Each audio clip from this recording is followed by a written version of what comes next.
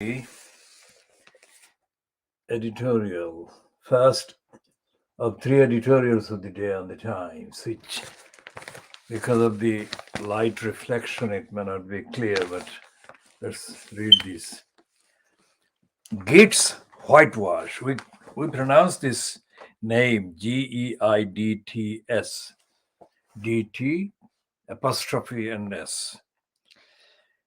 Now, it may be pronounced gay, but Gates whitewash sounds factually correct. We are starting part A of the KhoodeelaarTV television channel, only on the internet, not on satellite, not on terrestrial, not on cable. This is the KhoodeelaarTV television channel coming online from London in the UK within quotation marks. This is part A of the KhoodeelaarTV television channel, and the editions that we are broadcasting are headed by the flag, the banner, the declaration, BabyAngelGeronimo, the world's best witness, the world's most authentic witness to the corruption, criminality, law breaking by the cabal in the so-called UK, fronted by the congenital liar Boris Johnson. And this congenital liar is acknowledged as being congenital liar in this editorial in the Times, Friday the 7th of January 2022. And the headline to this editorial comment is Gates whitewash. Boris Johnson may have been exonerated by his ethics advisor. These are all contradictory. This Git who exonerates a congenital liar for another series of lies cannot be anything to do with ethics whatsoever. Over the redecoration of his Downing Street flat, that is Johnson's flat, but trust in public life has been further damaged. Now, if the Git has exonerated the congenital liar, then logically it should follow in that statement, that is, that trust in public life has been restored. But that's not the case. What the Times description of the heading says is that Boris Johnson may have been exonerated. Exonerated means that he's not guilty as charged, but he has been exonerated in a kind of acquittal. So that's the first part. And the middle part is by his ethics advisor over the redecoration of the Downing Street flat. And the conclusion is, but trust in public life has been further damaged. Now, this kind of bold use of but and the damage, this would be unthinkable in the kind of years during which the congenital liar Boris Johnson plotted with the collusion and the complicity of was aided and abetted by even the Times. He plotted to become the incumbent in the post that he is now incumbent in. And he plotted for years. Such was the kind of severity of his plotting, and such was the sense of impunity that he kind of gave out as he went about his plot to occupy number 10 Downing Street, in other words, to become the, quote, Prime Minister, unquote, of the, quote, United Kingdom, unquote, that even the dodgy Dave Cameron, dodgy is the word that we ascribe to Skinner.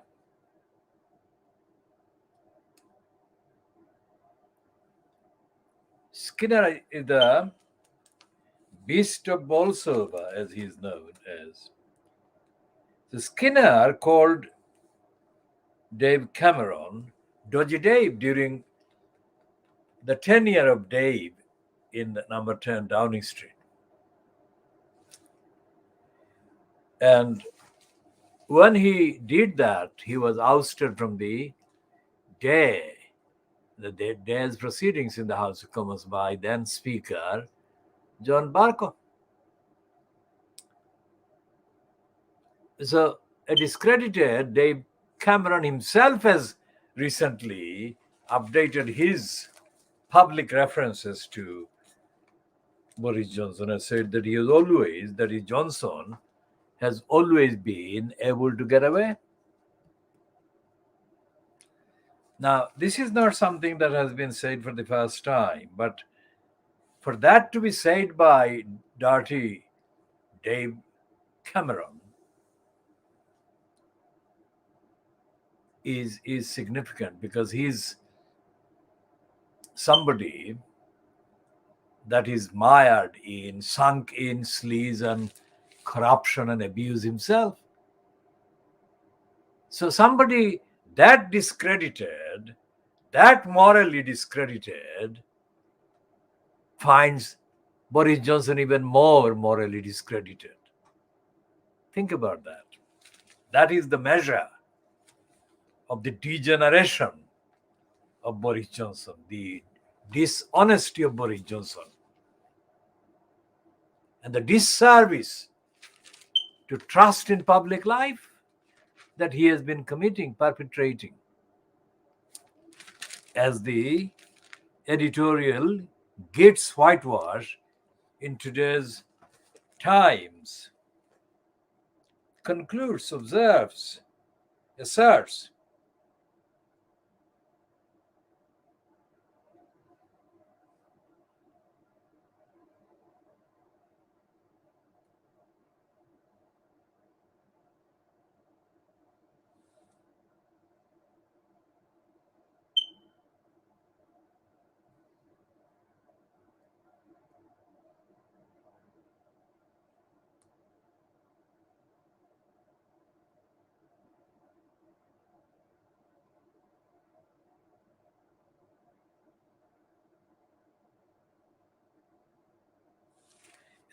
and the Times editorial is saying that the Gates should resign because there is no chance of him getting the due independence that his so-called remit needs him to have. It is saying, in return for his latest whitewash, he, that is Git, obtained a weak commitment from the Prime Minister to a swift review of his own, that is Git's, powers in that post. And within quotes, Lord Git should insist on the full implementation of the Committee on Standards in Public Life's recommendation that his, that is Git's, role be put on a statutory footing, and that he, Git, be given the power to launch investigations and publish his findings. And if he, Git, doesn't get this, he should resign. Now that last kind of 3-word phrase by the Times in the editorial is complete fantasy. This gate is not going to resign on a point of principle, because his tenure is conditional on his delivering kind of rubber stamp clearance for the congenital liar Johnson. So let's look at the other editorial pieces. The second one is monumental decision, which is the jury clearing the 4 white persons in Bristol of any crimes involved in their participation in the removal of Colston's statue. Now, we are interested in the editorial not because of the actual incident, but because of the fact that the Times actually recognizing the constitutional relevance of the Magna Carta. Now, during many years of correspondence, which the criminals involved in the editorial and publishing decisions on the legal websites, I published dozens and dozens and dozens of comments on the law, on the Constitution, on many websites, including 3 or 4 kind of so-called legal websites. And while I was doing that, I came across more than one response or a comment about the Magna Carta. And I think this one was posted by one of the licensed law trading criminals on the website, the Solicitors website, Solicitors Journal. And that particular, from memory, I'm not looking at it because it was some years ago, but that particular comment, hostile comment about the Magna Carta, was as follows: that any writer or commenter or observer who talks about the Magna Carta must be dismissed, must be ruled out of any kind of having any say on any platform, because anyone who refers to the Magna Carta is obviously ignorant about the law, about the Constitution, about the legal system. That is roughly what I'm saying in paraphrases and from memory. Essentially, the comment was dismissive of anyone who referred to the Magna Carta. Now, I'm not a fan of the Magna Carta in the sense that religious fanatics are fans of certain statements, certain doctrines, certain kind of phrases. But this Magna Carta has become so important, so central a part of the framework of references to the UK Constitution that I have to explain this reason. And the fact that the Magna Carta has become relevant as a reference, as a point of reference, shows the complete poverty and complete corruption of the English judicial system, so-called, as it now exists, or as it has existed over the years, including during the period when that moron condemned anyone who made any references to the Magna Carta. Carta is charter, and Magna is big. So the big charter was introduced when the English kind of domain, the kind of correspondence, the communications, the official language was Latin. In other words, also known as Law Latin. The Magna Carta was the big charter. Now, one of the reasons why I devised many phrases, including the phrase of the gullibles. And I have updated the phrase, the Little Englanders. One of the reasons why I have done that or done those is because of the transparent stupidity, manifest idiocy, and brazen ignorance and lack of knowledge on the part of the most of the people that claim otherwise to know the law, know the constitution, know the history, know the rights and the wrongs, and know the procedures and all the rest of it. Now, in decades of my confrontation with licensed law traders, barristers, solicitors, solicitors, legal executives, members of the court judiciary, and the administration personnel in various English kind of court offices, it is quite clear that what dominates these people and their behavior and their decisions, their roles, is absolute ignorance.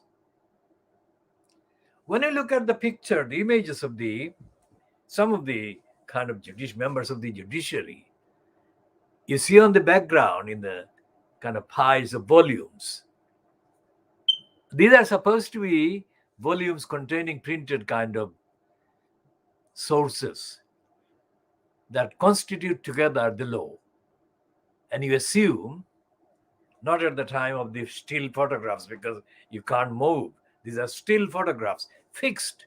So you extend the logical kind of dexterity, and you assume that they are frantically kind of consulting those volumes behind them before they come to a point about referring to the law.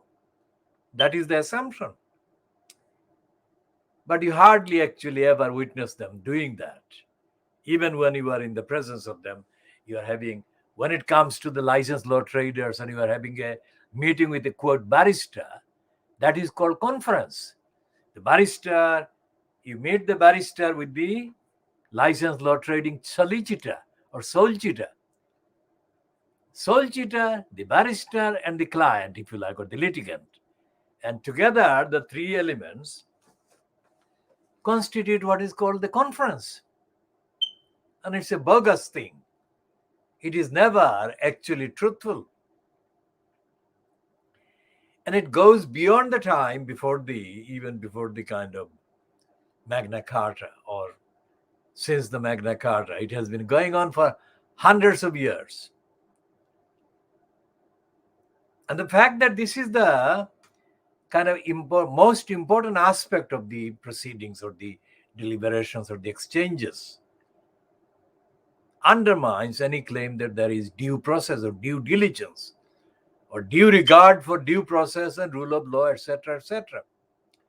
Because at the conferences, they don't really examine the relationship between the operation of due process and the rule of law and the right of the innocent until proven guilty, etc., etc.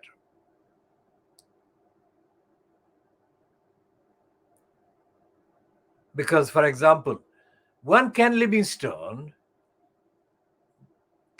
lying still Livingstone, conspired with a Camden councillor, a Bengali councillor in Camden, Roy Shaw, who is now deceased,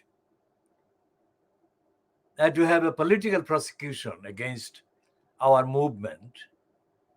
I had a number of meetings with a licensed law trading barrister, completely unnecessary. I had about 4 or 5 meetings with the moron, and we went over the same kind of factual references. And he was doing that, I think he was doing that in order to increase the claim that he was going to make for legal aid fees under legal aid, if you like.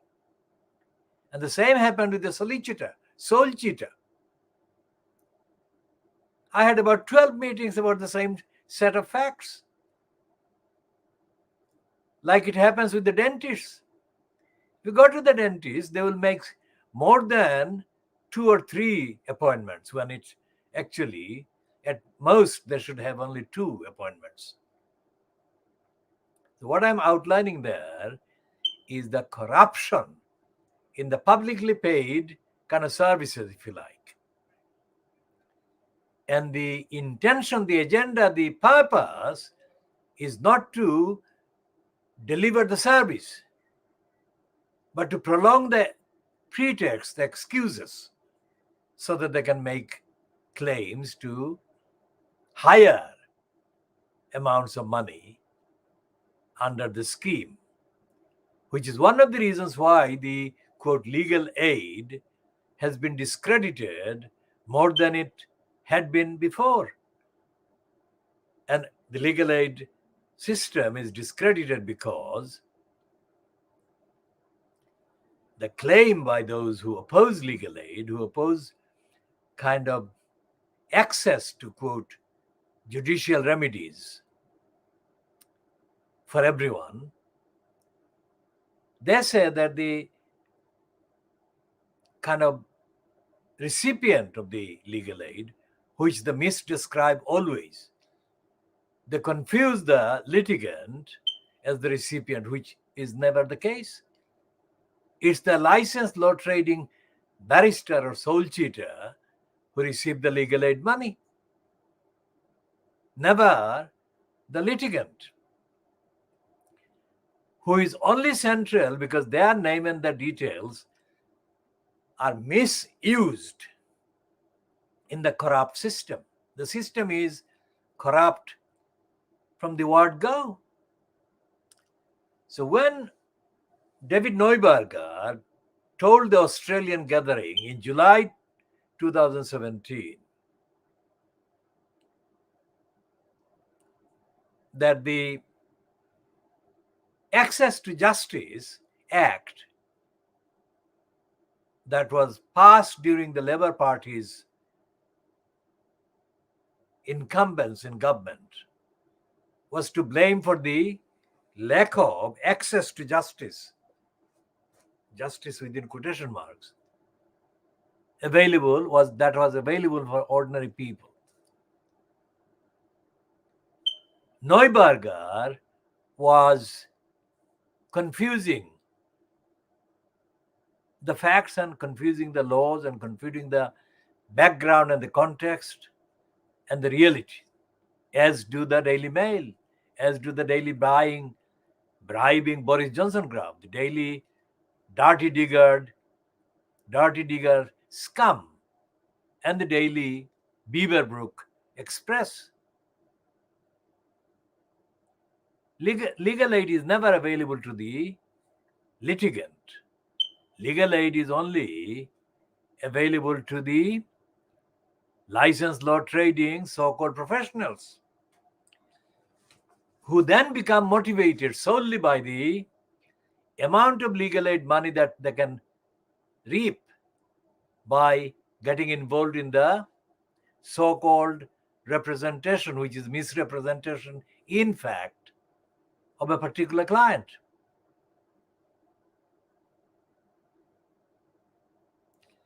So you go back to the Magna Carta in the monumental decision, that is the second editorial in the Times dated the 7th of January 2022 about the Bristol Statute of Colston, about which 4 white persons were prosecuted and have been kind of acquitted. Because the Times says that there is no dispute over what happened in Bristol on 7th of June 2020, when protesters toppled the bronze statue of a 17th century slave trader and philanthropist and tipped it into the harbor. Footage of the moment Edward Colston's statue was brought down with ropes and high fives was played at the trial of 4 defendants. None contested their identities or participation, and yet, after 3 hours of deliberation, a jury found them not guilty of criminal damage, accepting the defense that the statue was so offensive it constituted a hate crime against the city.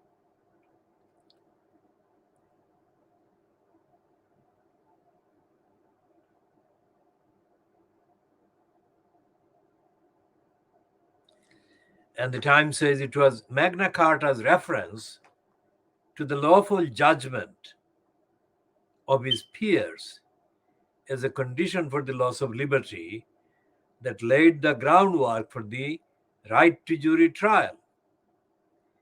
And it was in 1670, during Colston's lifetime, that Chief Justice Vaughan freed jurors imprisoned for refusing to convict the Quaker preachers, William Penn and William Mead, for unlawful assembly.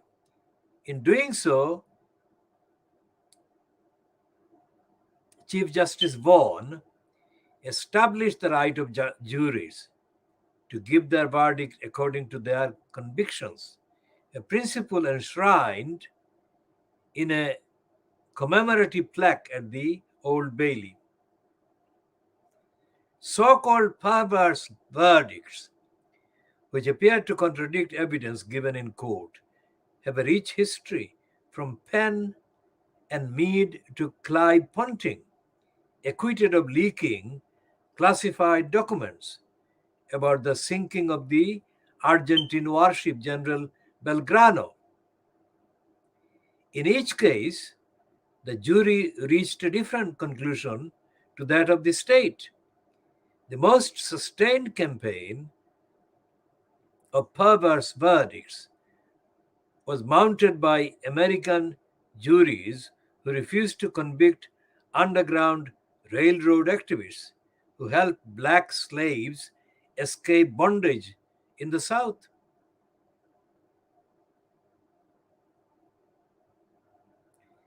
Now, Mr. Shapps, the current Transport Secretary in the cabal fronted by Boris Johnson, suggested that the verdict in Bristol had endorsed criminal damage as an acceptable form of protest, insisting that monuments like Colston's could only be removed by a democratic process. Yet Ryan Graham, one of the 4 defenders, argued that democracy had well and truly broken down after 3 decades of political deadlock over what to do with the statue, and its plaque describing the slave trader as one of the most virtuous and wise sons of the city. Plans for a new plaque were derailed in 2018 by the Society of Merchant Venturers, the guild that lobbied Parliament in 1698 to open up the slave trade and erected Colston's statue in 1895. Nevertheless, the toppling of the statue was an act of unjustified vandalism. The correct course, whatever Miss Graham thinks, was for the people of Bristol, through a democratic vote, to decide what to do with it. The danger is that this judgment will encourage others to destroy statues they disapprove of. Even so, it is better not to quibble with the jury's verdict. Jacob Rees-Mogg, leader of the Commons and an arch traditionalist, concluded yesterday that the jury system was one of our greatest monuments and such an important protector of our liberties that we must take the rough with the smooth. And the Times concludes, he is right. Now, going back to David Neuberger. Neuberger is the name because He held the post of the first president of the Supreme Court when the Supreme Court was erected to continue the kind of linguistic form after the House of Peers was kind of discontinued as the Supreme Court, as the de facto highest court in the land in the UK. So Neuberger said, as reported by Martin Bentham in the Evening Standard on the 4th of July 2017, that once Brexit was done, effectively what he was saying, once Brexit was implemented, and our judges, to use the phrase used by Neuberger, had got back to using our common law devices, as he said, things would be rosy, wonderful. Now, we focus on the common law devices phrase. If we look at the list of prosecutions over the last, let's say, 100 years in England, prosecutions, that is, criminal prosecutions, we can find that there was no use of the common law devices to establish justice. What common law devices actually mean is the discretion available to the judges to do according to their prejudice. Now, on the facts, more than 99% of the decisions by the English criminal judges have been criminal, racist, unjust, unfair.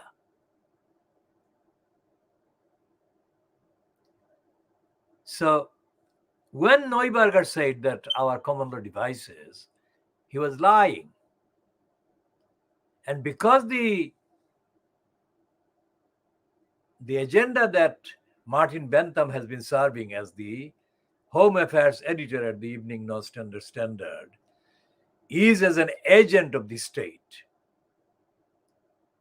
Bentham didn't actually question or contextually examine in his report dated the 4th of July 2017 the fact that what Neuberger was saying was very shallow and was not justified by the accessible evidence, available public evidence of the jurisprudence. That is to say, the actual theme, the characteristics of the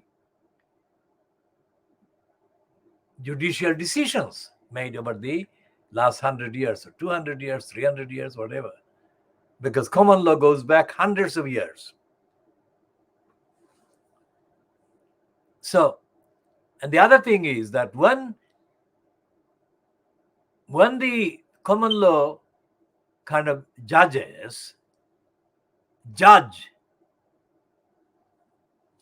the accusations or allegations against black-skinned persons or African people or Asian people in the courts, they somehow find a way, quote, common law way, to find faults with these defendants. And this is something that is not found in the acquittal of the 4 white defendants. It's incredible that the prosecutors chose to prosecute these 4 white defendants in Bristol.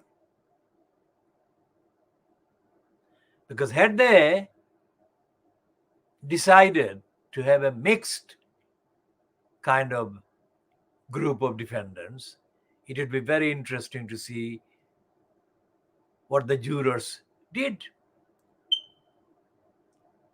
And if they had only prosecuted a group of black defendants, it would be even more interesting to see what the jurors would have done. But they didn't do that. And it was a typical kind of act of political prosecution.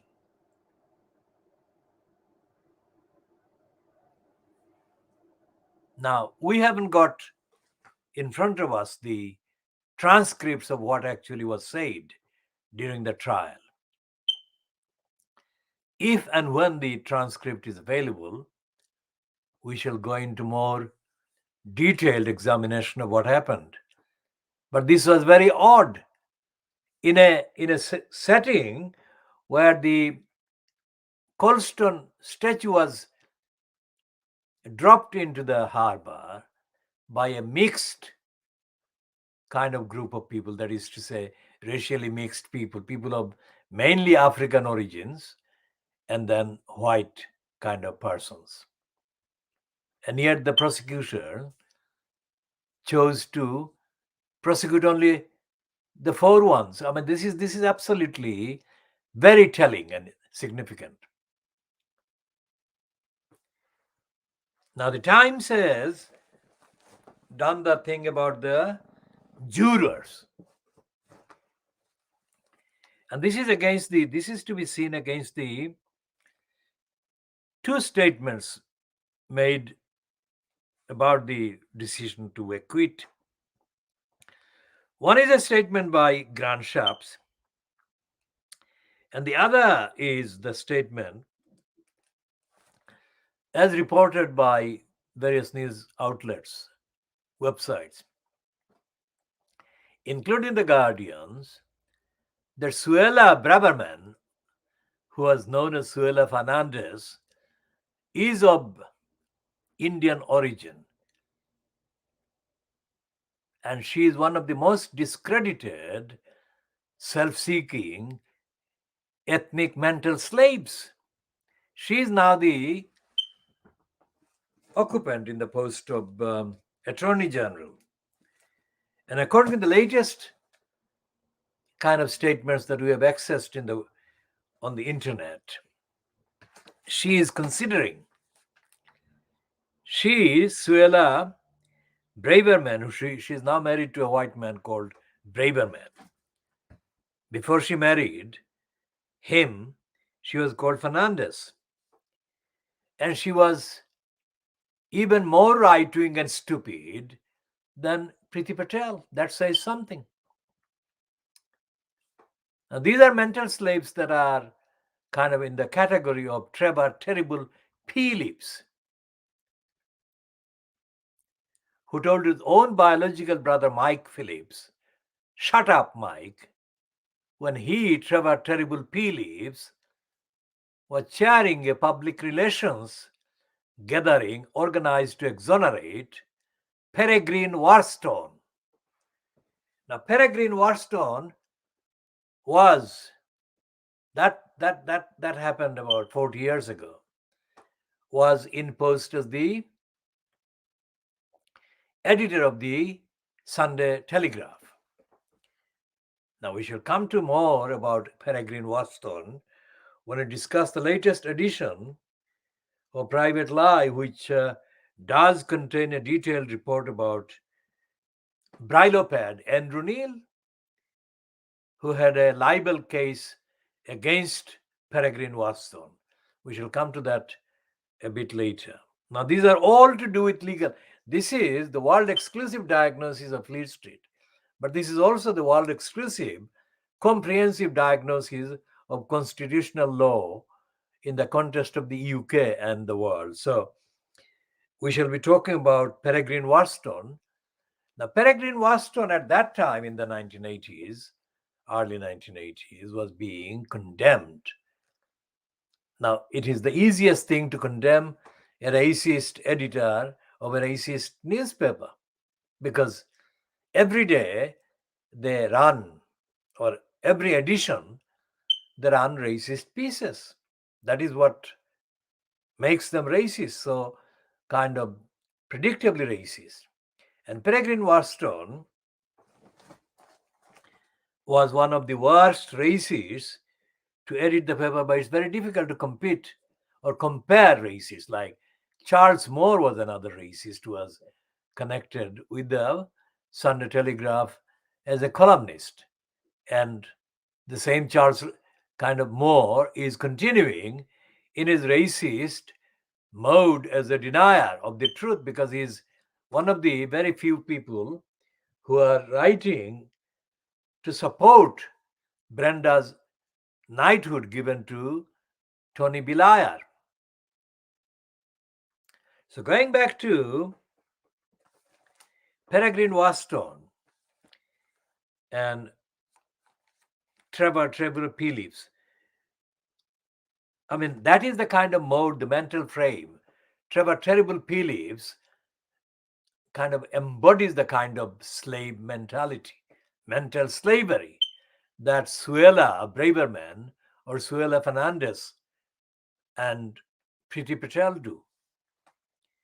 So Suella Braverman, as she is now, is reportedly considering an appeal to the Court of Appeal against the Bristol jury acquitting the 4 white defendants in the Colston Statute demolition case. And the case was mainly that they committed criminal damage. Now, the Bristol executive mayor, Marvin Rees, has been reported as saying that his job as the mayor at the expense of Bristol was to hold the city of Bristol together. Now, he is a black man of African origin. It would be more than justifiable to expect him to comment on slavery, comment on the role that Colston had played, on which basis his statue was treated as an abomination of the city and its people. And yet, Rees avoided referring to the trial, referring to the actual demolition or throwing of the statue into the harbor. And it is not a coincidence, because Marvin Rees had to be particularly mentally servile in order to be chosen as the candidate for the Labour Party to be the executive mayor at the expense of Bristol. The same, because soon after he was, quote, elected, Jeremy Corbyn, who was just recently elected leader himself, went out of his way to praise Marvin Rees. Now, why is that significant? Because Corbyn was trying to find a target with which to, quote, promotionally ingratiate himself in order to show that he was not a racist, and he was quite open to praising as a black person as the mayor in the name of the Labour Party. Why was that necessary? Because he wanted to find that excuse, a diverting excuse, so that he wouldn't have to comment on the election of Sadiq Khan, which had happened about the same time, if not on the same day. Now, as we say on the evidence, Jeremy Corbyn is an idiot, because while it served his purpose, which showed that he was very narrow-minded and he was not active intellectually to comment on the constitutional implications of having an elected mayor. He was rather trying to have a go at Sadiq Khan by refusing to endorse Sadiq Khan, congratulate Sadiq Khan, and went out of his way to congratulate in a lengthy statement aimed at Marvin Rees, but actually aimed at a deviation. Because Corbyn was a London constituency MP, And Sadiq Khan's post was a London post. Going to Bristol, instead of talking about the London version of the elected mayor, showed that Corbyn was being petty-minded and was stupid. More importantly, Corbyn should have talked about the democratic implication or the implications against democratic accountability created by this foisting, imposing of the elected mayor corruption and crooked post. Corbyn never did. And that is where the problem lies. It is not true, as Corbyn's kind of gang kind of claim, that Corbyn democratically is better than Starmer. Evidence shows that Starmer and Corbyn are both not fit for purpose democratically, because both Starmer and Corbyn support this anti-democratic, dictatorial, fascistic denial of local democracy. That is the elected mayor post. And there is nobody in the Labour Party, there is nobody among the elected members of parliament in the name of the Labour Party, that is UK-wide, and there is nobody in any locality, any local council, any local borough who is even vocal about the existence, the fact of the elected mayor post, let alone critical of the role being played by each of the elected mayor post holders. So, for example, in the Private Lie, which is the first edition of Private Lie for this year, what they are doing in the kind of annual, they do a kind of annual list of councils in the Rotten Borough or Rotten Boroughs kind of section or column. This time it is section because it goes more than one page. So it's Rotten Boroughs page has become Rotten Borough section. And one of the entries is the reproduction of the piece that they ran during the 2021 year about a Tower Hamlets councillor who had unintentionally, that is the assumption, unintentionally kind of broadcast he's taking a shower while he was in the nude. And the broadcast happened because he had switched on his mobile and it was streaming as he was in various states of nudity. And according to the Private Lie, which doesn't really condemn him, but kind of mocks him by saying that fellow councillors who he was connected with because of the contacts list, I suppose, were waving at him and were hollering. Waving and hollering is not the kind of phrase that you would use about Tower Hamlets. It's a middle-class bourgeois kind of thing, and all indications suggest that the councillor concerned was probably a white one, not a Bangladeshi one, but we cannot guarantee because the Private Lie has not published the identity of the person. So we have posted several tweets and we have said that Tower Hamlets is a corrupt council and stupid council, but on the list of its corruption and stupidity and dishonesty must be added the word nudity.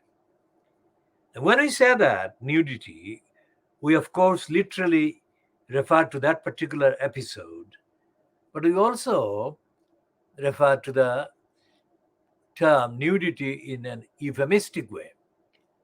because there is no pretense, there is no denying the fact that Tar Hamlets Council is shallow and unaccountable. Now, we have been recently calling the councillors in Tar Hamlets politically dead. That is because the operation of the corrupt post of elected mayor is continuing, and all these statements, public statements, are coming from the crook, John Biggs, who is incumbent as the corrupt mayor. And there is no kind of contest, there is no contradiction of Biggs by any elected councillor. So the elected councillors in Tar Hamlets are behaving like little pygmies, political pygmies, even shorter heighted than Biggs himself, who was described correctly in The Guardian in April 2018 as the diminutive John Biggs. Now, these political pygmies who are elected councillors are even more diminutive in implication than the diminutive John Biggs was. And the diminutive John Biggs was a description used in The Guardian in April 2018 by a former Lambeth councillor who became a journalist on The Guardian.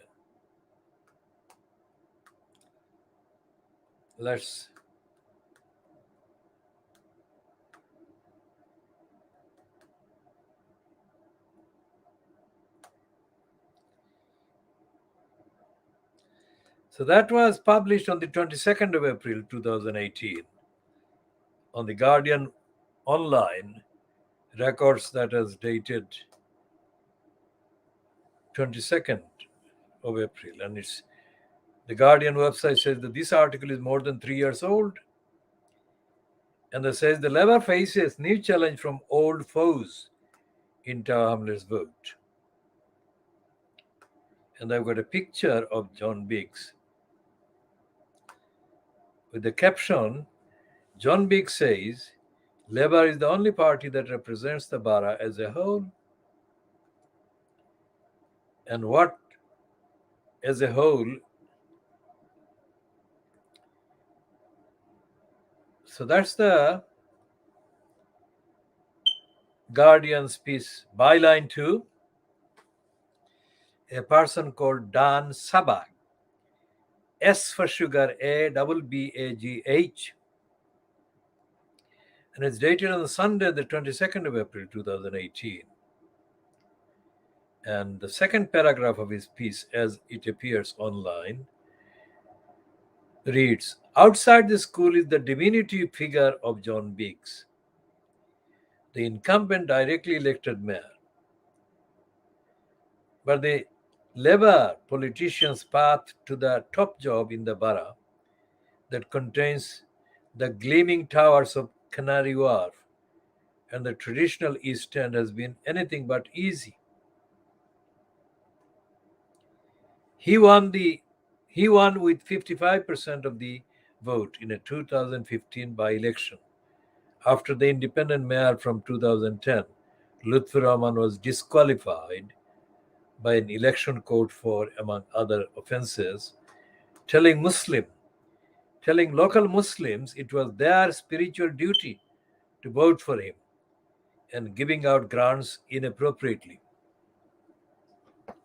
Now, that is a mild version of the allegations against Lutfur Rahman that have been around for almost the entire period, starting from October 2010 when Lutfur Rahman first got in, until now,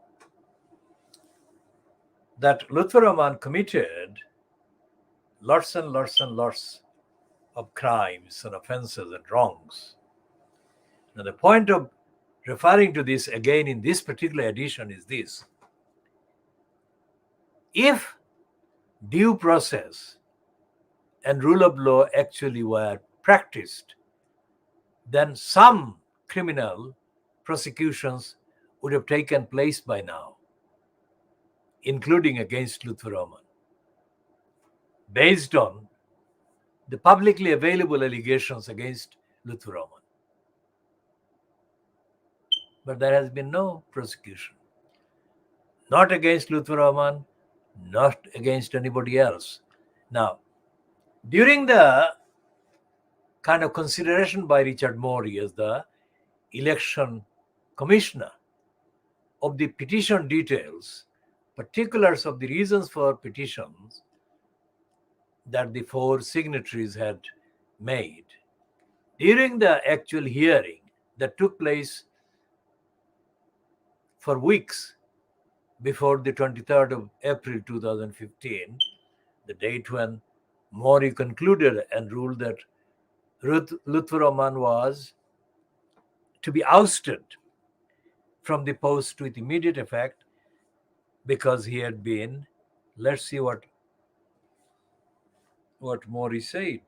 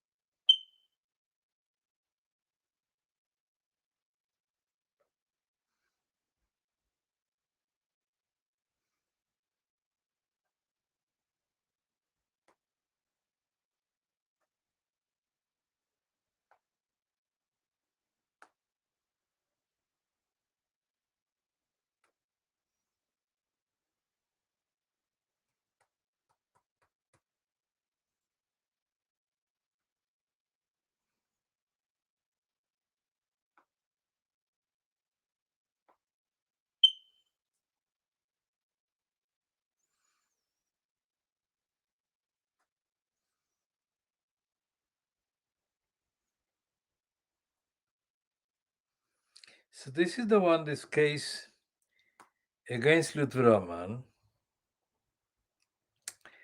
and the case reference neutral citation number 2015 EWHC 1215, Queens Bench Division, case number M stroke 350 stroke 14.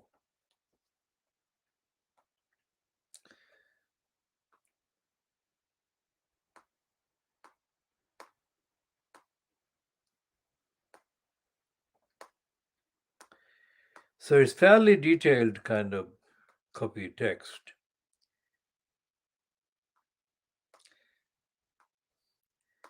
And we shall focus on the corruption.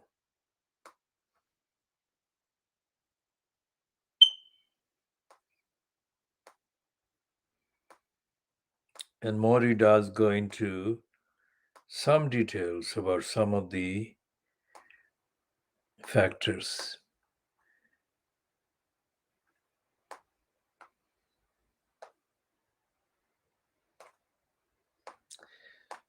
Now, there is enough allegations. Enough of the allegations against Luther-Roman were accepted by Richard Morey. That is the point. And yet, no prosecution has taken place. It's not like there were rumors. It was the ruling, the contents of the ruling made by the man in post as the election commissioner. So when we talk about Marvin Rees in Bristol, or Sadiq Khan in London, or Luther Rahman in Tower Hamlets, or Andy Burnham in Manchester, Greater Manchester, we're talking about the people in those constituencies or those areas whose say and whose rights are directly impacted. In the case of Tower Hamlets, because of the case,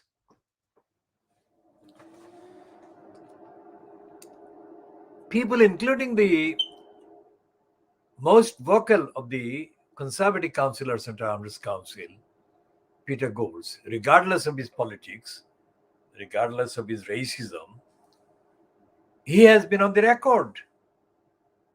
He has been more on the record than anybody else as a councillor. He has made public many aspects of his concern that nobody has been prosecuted. Peter Golds is the only councillor that has actually come on the record repeatedly saying that nobody has been prosecuted.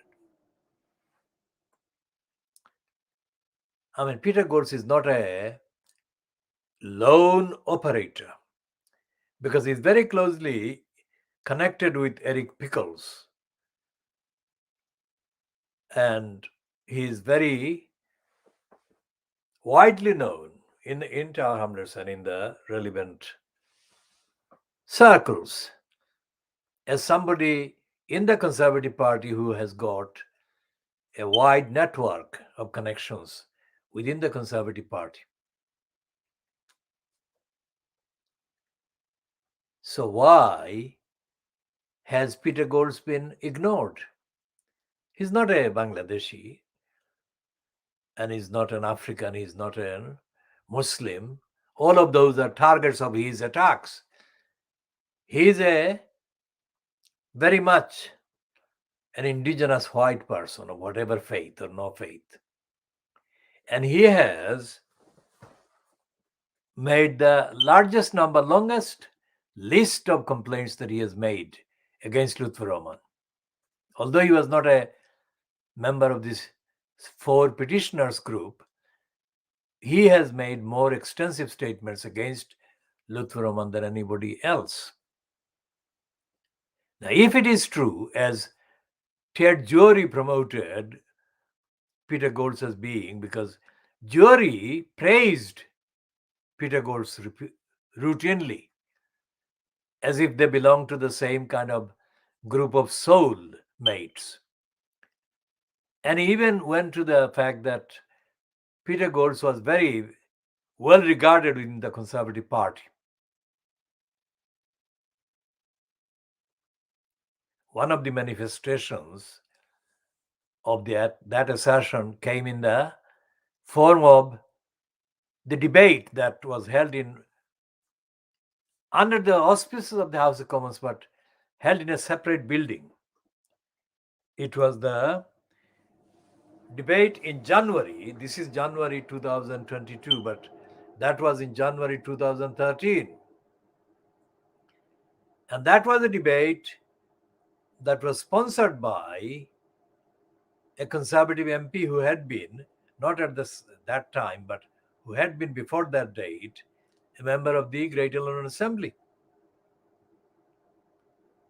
And that member of Parliament moved the kind of debate held in a separate building, not in the actual Houses of Parliament, but it was a debate under the banner of the House of Commons.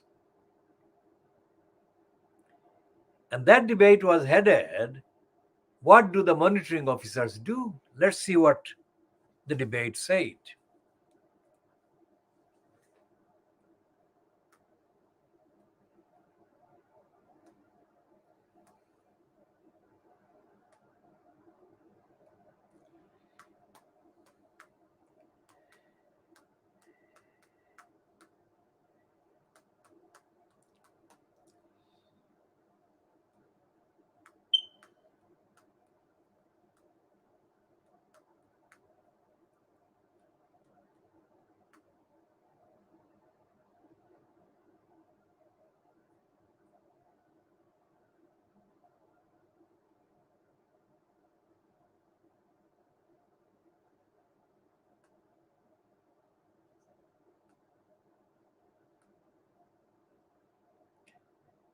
So what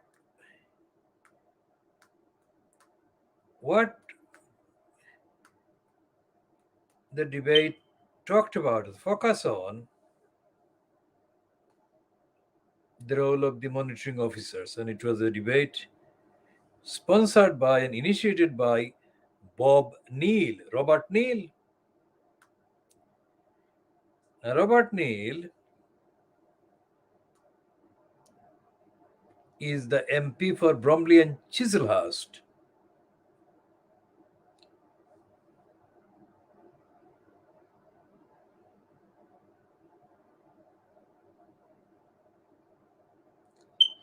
And his Facebook post is 3 hours old at this time, which is, what time is it?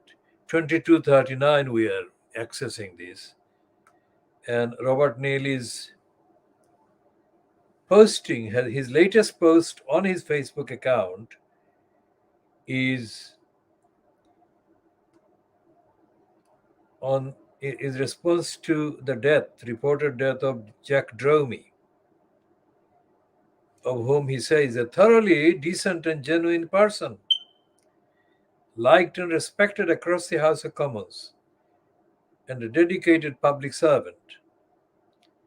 Our thoughts and prayers are with Harriet Harman and their family. And the previous post on the Facebook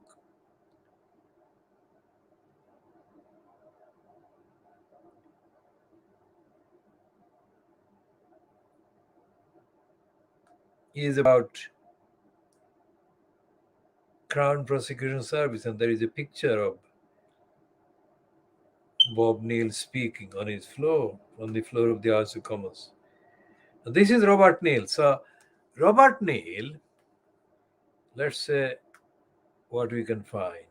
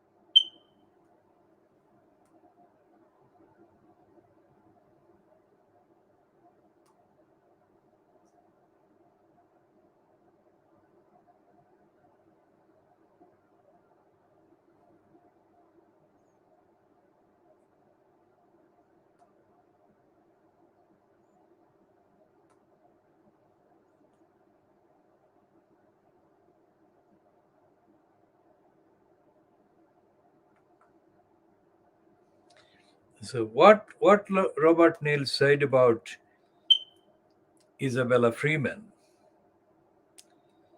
I'm looking for that particular quotation.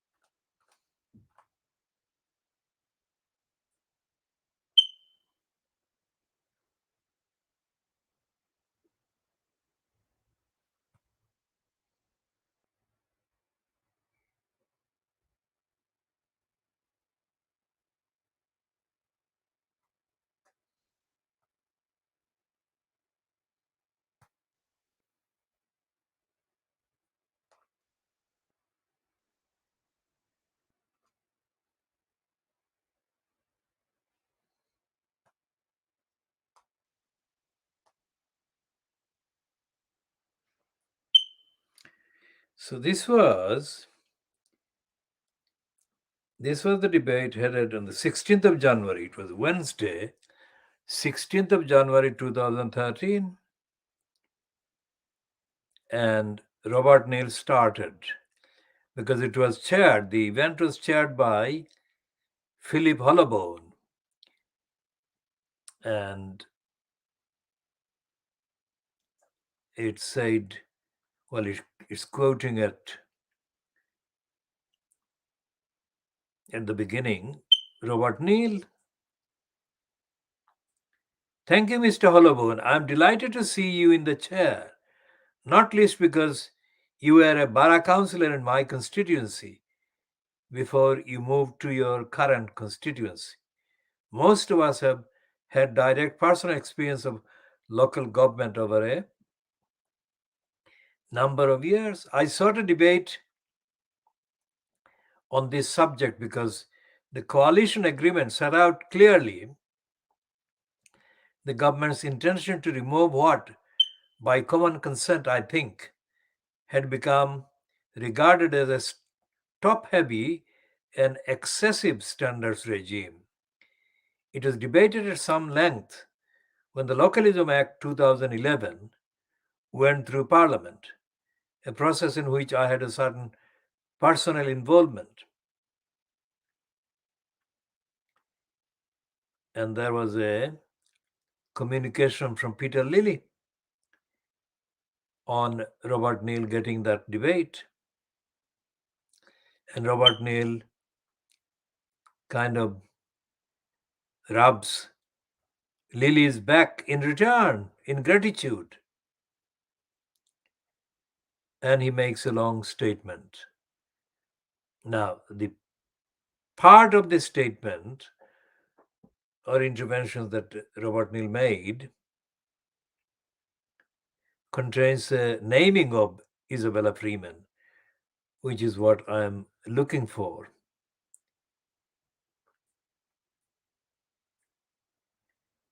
Isabella Freeman and Tower Hamlets Council. And it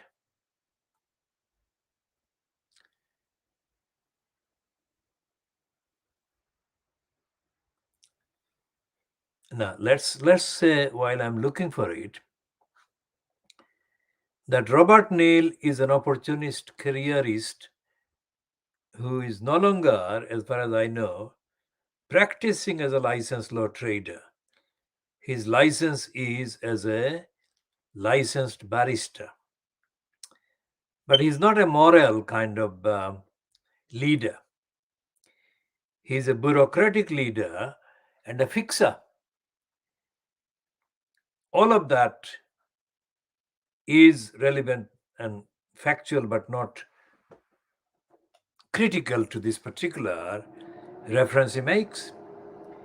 He says, let me give just two more Tower Hamlets examples to conclude. One involves a complaint. I'm glad to say that nothing came of it in the end, but it still took time and investigation from Councillor Alibor Chowdhury, the cabinet member for resources in Tower Hamlets,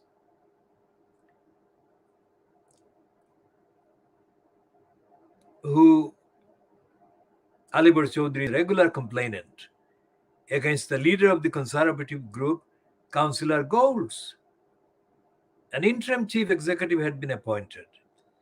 In the council meeting, speeches were made welcoming that officer to that post.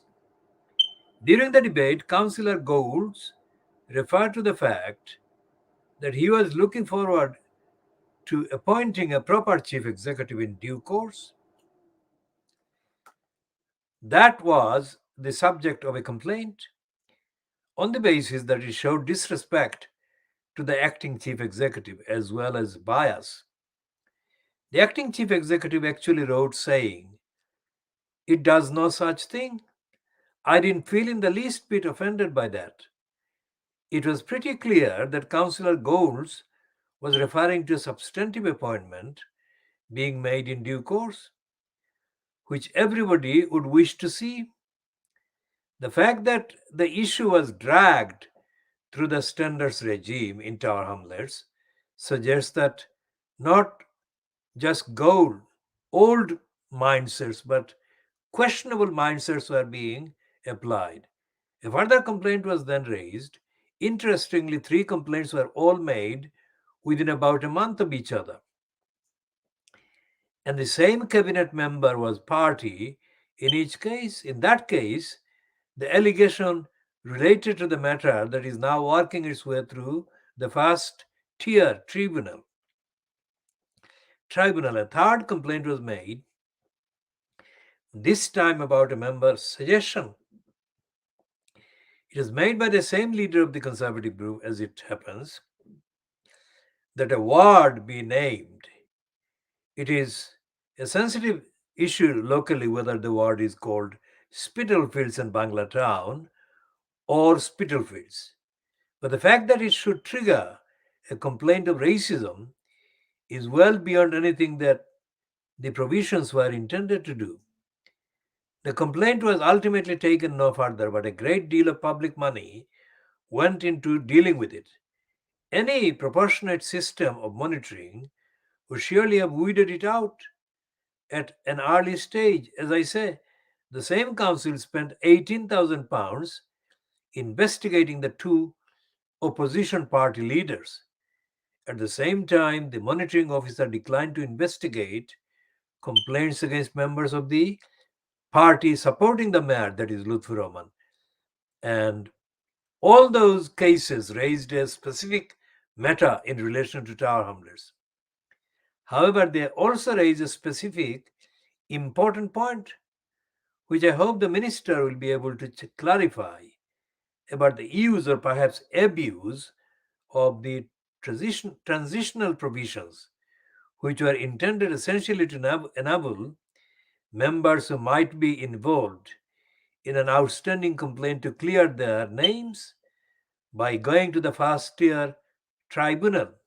I do not know how many such instances, if any, you have on record of attempts to use the transitional period in that rather extraordinary way, but it is clearly not what Parliament intended.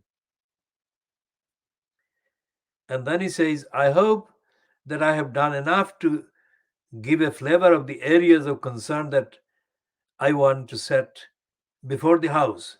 I do not, in any spirit of criticism of the government, I do not, I do that not in any spirit of criticism of the government, because they have been doing the right thing, and there was broadly a measure of consensus in the House about wanting to ensure that we have proper standards, making sure that our public affairs at a local level are conducted honestly and transparently, having good quality candidates from all backgrounds coming forward for election, and enabling voters to believe that their members can do and say things that make a difference, are difficult to the health of the difference. I'll read that particular sentence again. Making sure that our public affairs at a local level are conducted honestly and transparently, having good quality candidates from all backgrounds coming forward for election, and enabling voters to believe that their members can do and say things that make a difference, are critical to the health of local democracy.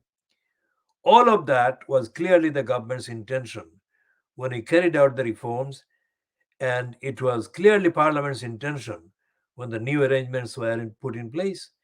I hope that we will be able to use this debate to reinforce and clarify the message that the new regime is about empowering members, not inhibiting them, and that advice to the contrary is incorrect and should no longer be given out. The department should use its good offices, working with local government association and local government world generally, to ensure that members are not subject to the kind of unintended and inaccurate pressure that undermine our shared objectives. Now,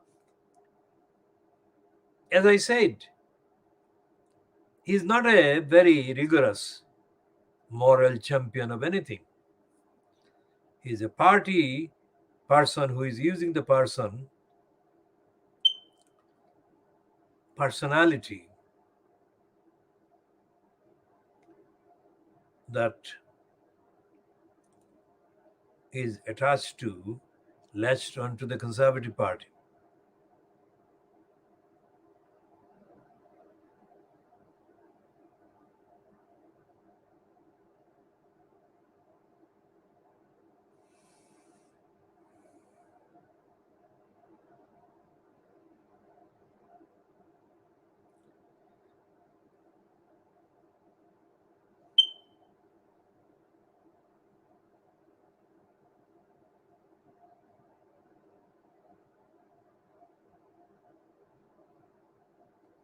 So he does mention Peter Golds, as I said before I came to read this particular debate or read from the record of Hansard about this report.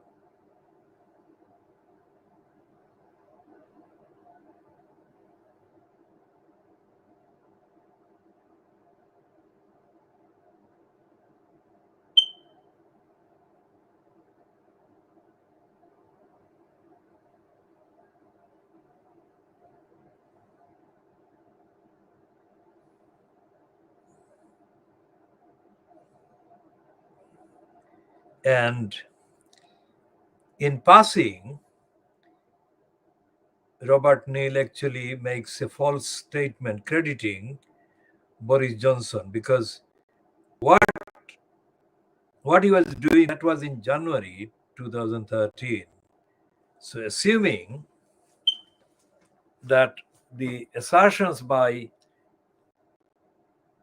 Jennifer Arcuri and others that the affair Johnson began with her started in 2012. So by the time this debate took place in January 2013, Robert Neil was making a false promotional statement about Boris Johnson, because he's saying that Ken Livingstone always had meetings with employees present who recorded the minutes. But the facts that have come out now is that Livingstone was complying with the rules, but Johnson, when he succeeded Livingstone, had contempt, as Jennifer R. Couriers recounted, for the records, because Johnson has been boasting, saying that it's my city. I do what I like. So here is another bit in Bob Neal's reference to Tower Hamlets, and this one is actually about Isabella Freeman. Let's read the paragraph before he comes to Isabella Freeman. Other councils have seen even more striking and worrying examples, and I particularly want to refer to the London Borough of Tower Hamlets. That authority, that is Tower Hamlets, has a directly elected mayor. He is an independent, but it is well known that he has close connections with the Respect Party. The mayor is supported by sufficient independent members to ensure that he has the blocking third to get the necessary budgets and the mayoral policies through. However, throughout his time, there has been a history of vexatious complaints against members of the opposition, Conservative and Labour parties. Labour is actually the largest party, made by members of the mayor's cabinet.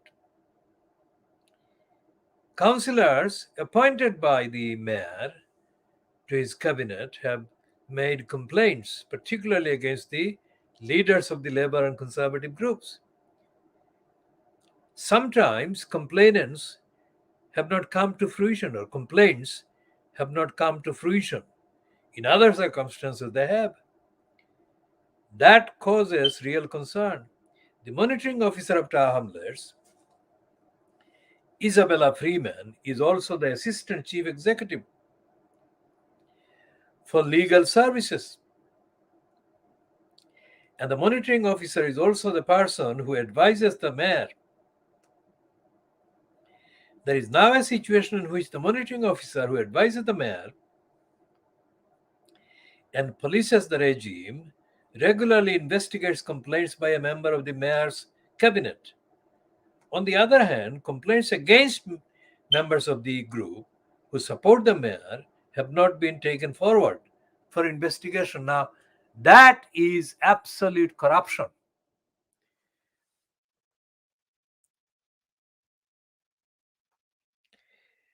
So, in that case, the monitoring officer is herself in dispute with her employer, the authority, and there is apparently an industrial tribunal case ongoing at the time in January 2013. But the monitoring officer still sits in and carries out her function, even though they involve councillors who may be witnesses to those proceedings. Tower Hamlets has reached the extraordinary stage of members from several parties passing a motion to have certain disciplinary steps taken in relation to the monitoring officer. We might have thought that the monitoring officer would have withdrawn from the meeting at that point. Instead, she insisted on remaining and noted what was said by every member, which hardly gives the impression of an unbiased, open, and transparent approach by the monitoring officer Isabella Freeman. Freedom of information requests in relation to only two of the complaints have revealed that some £6,000 of public money was spent on investigating a complaint against the leader of the Conservative group, and that some 12,000 was spent in relation to a complaint alleged against the leader of the Labour group. No such complaints have been taken forward in the same way against the group that supports the mayor, that is Lutfur Rahman. That may be a particularly egregious example. At the same time, however, members raised complaints with the monitoring officer about a highly partisan publication, East End Life, which is the subject of a great controversy, and the monitoring officer responded that everything that the mayor had put in that publication was in order. The same monitoring officer gave advice that the mayor was not obliged to answer certain questions from members in the council in relation to the exercise of his functions because that might infringe his human rights. That, frankly, brings the standards regime, which we all want properly and proportionately exercised, into serious disrepute that is not in anyone's interest.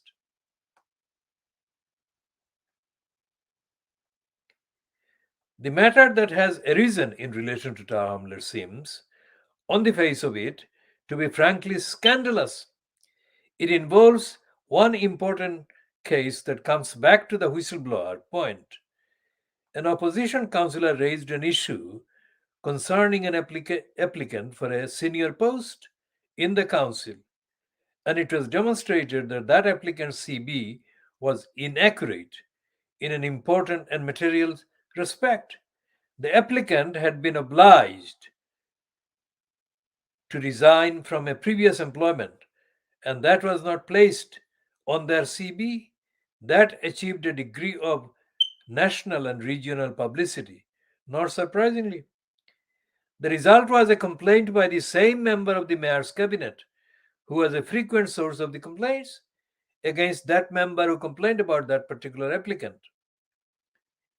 That was investigated, and the member set out in considerable detail their side of the matter. The hearing took place within weeks of the abolition of the Standards Board regime, and the member was not present. The upshot, I have to be careful what I say, was that within days of the regime being swept away, rightly, by the will of Parliament, the Standards Committee, which I understand consisted predominantly of the members who supported the mayor, that is Lutfur Rahman, referred the matter to the first tier tribunal, where it remains. The purported view of that seems to be that in relation to a complaint that was some 2.5 to 3 years old, never mind its merits, there was a desire, frankly, to invoke suspension of a leading critic of the mayor. That was why it was being taken to the first tier tribunal, which refused to entertain it. Now I gather there may be attempts to appeal that. That sort of abuse of the system brings local government into disrepute. It is right to have that on the public record because that is not how the system is intended to be used. I hope the minister will confirm that the government's intention has been that as of July 1st, the ability to suspend or disqualify a member should not be exercised in the standards regime, but that instead such a power is exercisable when the criminal offense of failing to disclose a pecuniary interest which came into force on the same day is committed. The case that I mentioned had nothing to do with a pecuniary interest of any kind. A councillor was doing what many people would regard as their duty by pointing out something that might have been seriously misleading in relation to an important, sensitive public appointment. And so on. Now, this is the main kind of content that I have read from that particular debate held in January 2013. And this is a quotation these are quotations from the speech of Robert Neal as recorded on Hansard. And he mentions Peter Gould, he mentions Alibor Chaudhry, he mentions Isabella Freeman, and he doesn't mention the name of the person. And essentially, he mentions Peter Gold's, in the context of being a genuine, legitimate source of the complaints against the regime fronted by Luthvaraman. Now, as I said before, all the allegations against Luthvaraman that were contained and that are contained in the ruling against him by Richard Morey, dated the 23rd of April 2015. All the allegations against Luthvaraman remain on the records, and also some aspects of the allegations have been periodically updated in context. The question that Peter Gold has repeatedly put in the public domain is this: how come that none of the crimes committed either by Luthvaraman or by others, including Luthvaraman, none of the crimes has been prosecuted? And that question shows that the Crown Prosecution Service as well as the police are not doing the jobs that they are expected or supposed to do. And that is, again, going back to Jeremy Corbyn, promoting the election of Marvin Rees in 2016 in Bristol. Marvin Rees has now commented on the jury's clearing of the 4 white protesters that were kind of prosecuted, who were prosecuted for taking part in the removal of the Colston statute. And Marvin Rees doesn't talk about the slave trade. Marvin Rees doesn't talk about racism. He doesn't talk about the democracy. He doesn't talk about any of these statements, anything that any of the acquitted defendants made, including the statement to the effect that they actually removed the statute because it amounted to an insult to the community in Bristol.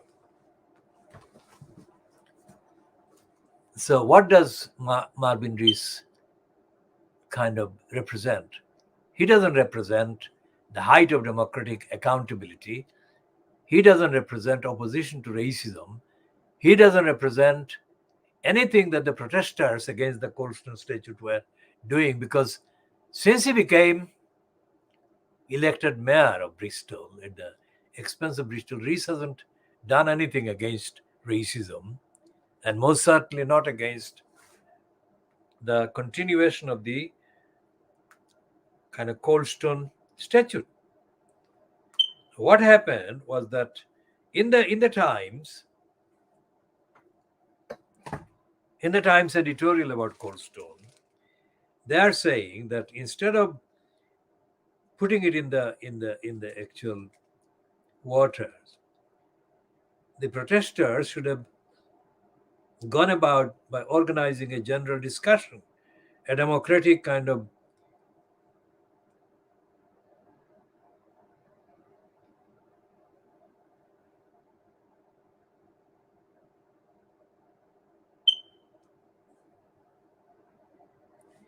they're saying that the correct course, whatever Miss Graham, that is Rhiannon Graham, one of the 4 defendants acquitted, whatever she thinks, the correct course was for the people of Bristol, through a democratic vote, to decide what to do with it. Now, if that is the case, and if that is what Marvin Rees has been doing, then there is no evidence, there is no reference to his role to have that carried out that kind of debate in that piece in the Times. So Marvin Rees is playing the suitable role that would suit racists and racist agenda that Jeremy Corbyn endorses.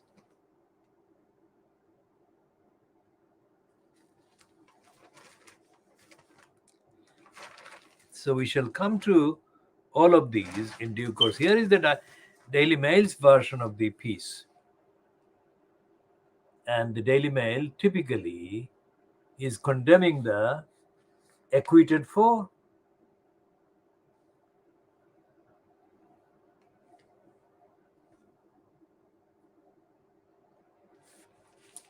And in contrast to the Times' editorial, the Daily Mail is condemning the action in their editorial.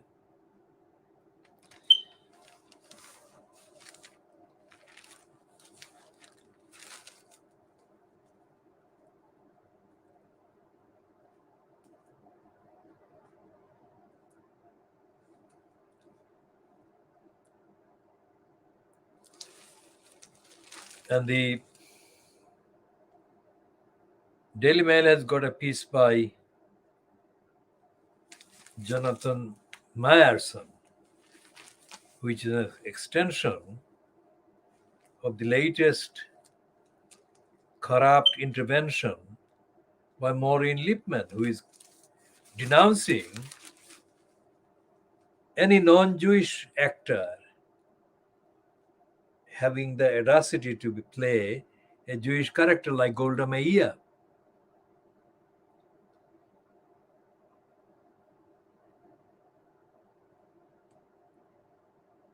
She's saying that Helen Mirren is the wrong religion to be cast as Golda Meir.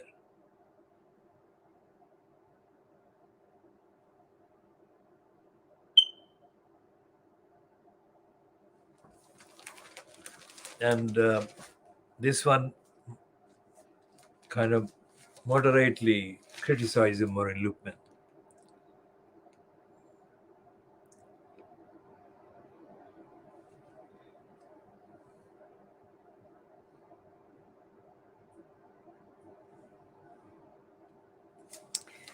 And Angela Rayner is pictured with the caption, Angela Rayner yesterday in heels and a split dress. Now, what is that to do with anything?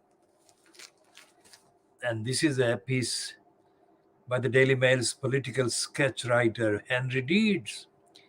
Now, Deeds must be related to William Deeds, either William Deeds' son or grandson.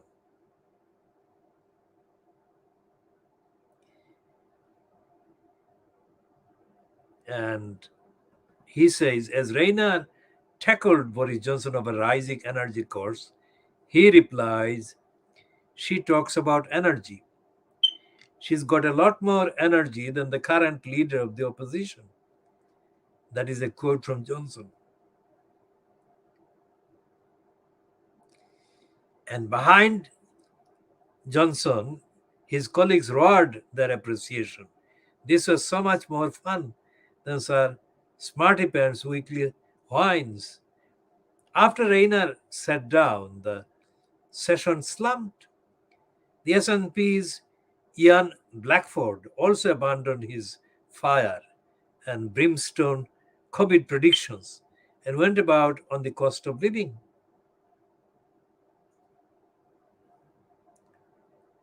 And Lindsay Hall mistook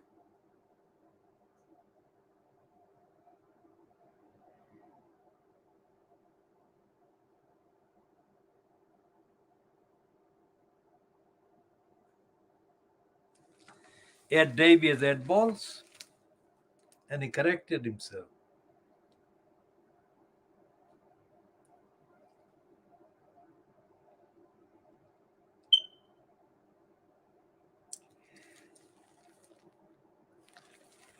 So what they're saying in the Daily Mail about the Bristol removal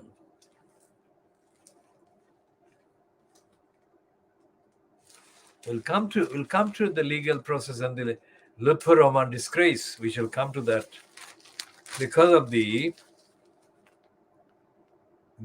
the criminal prosecution of Nazir Ahmad. We'll come to that in a minute shortly. The version that is in the Daily Mail, and we shall contextually update our commentary on that. Now,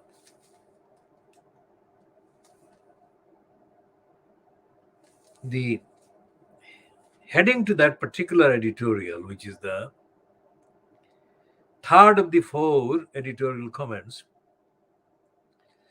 in today's Daily Mail, that is, when I say today's Daily Mail, I mean Friday, the 7th of January 2022.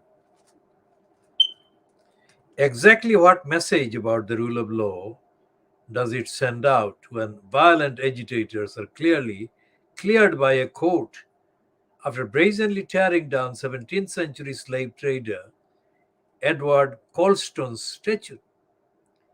The four Black Lives Matter protesters claimed it was a political act, not a criminal damage. Inexplicably, the jury agreed. Where does this madness end? With thugs having carte blanche to smash up any public property they don't like in the name of the noble tradition of dissent. Once again, the law is an ass.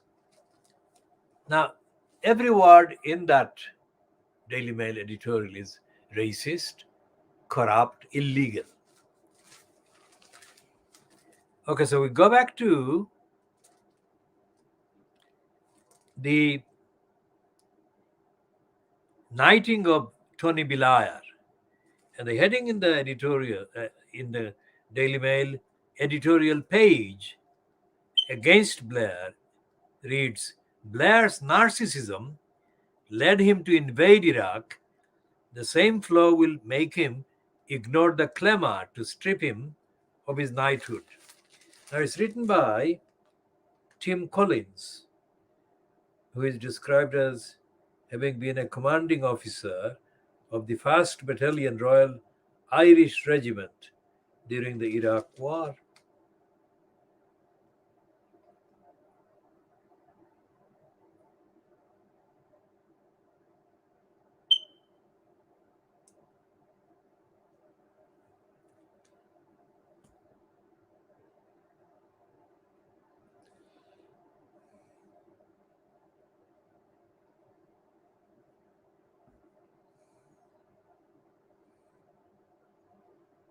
He says that the real leader of the attack on the people of Iraq,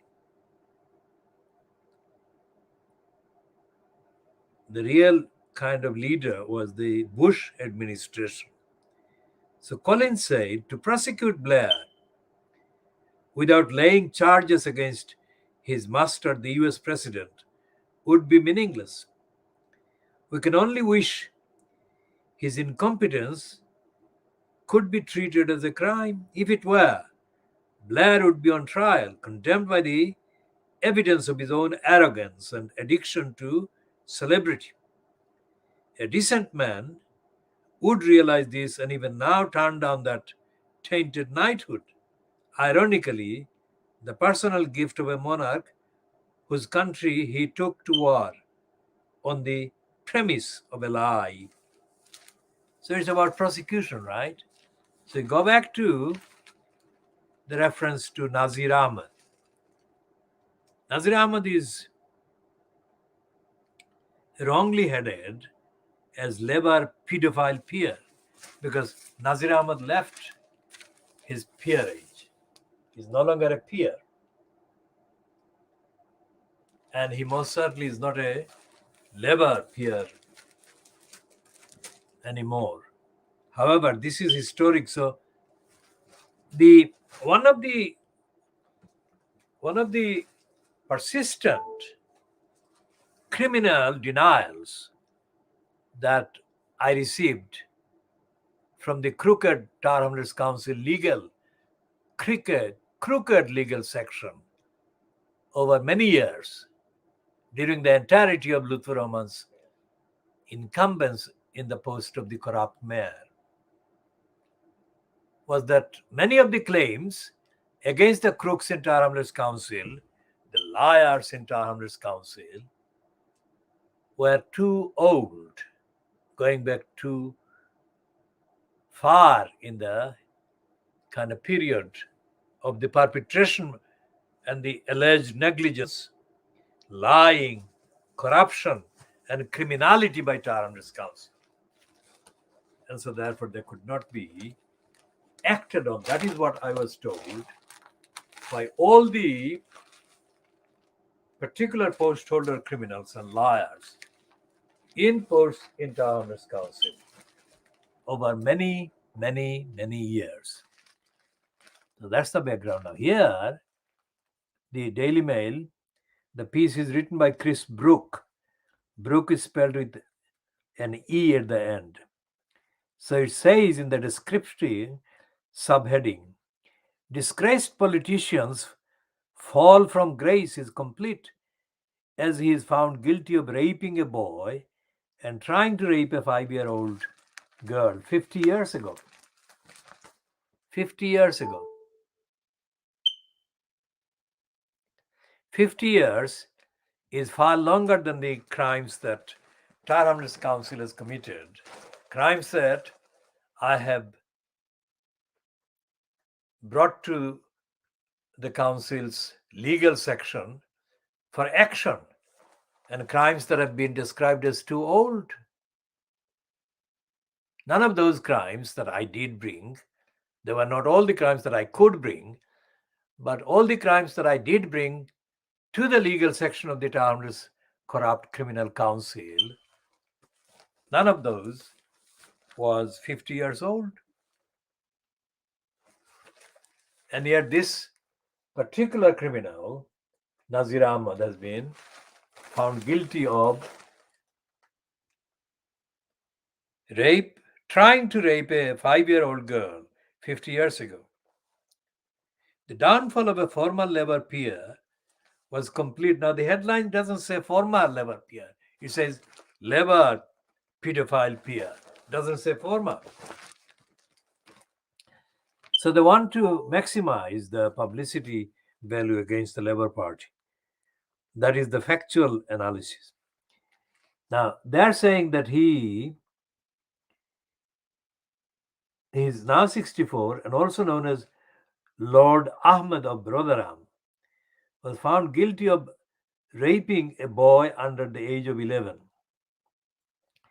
and attempting to rape a 5-year-old girl almost 50 years ago.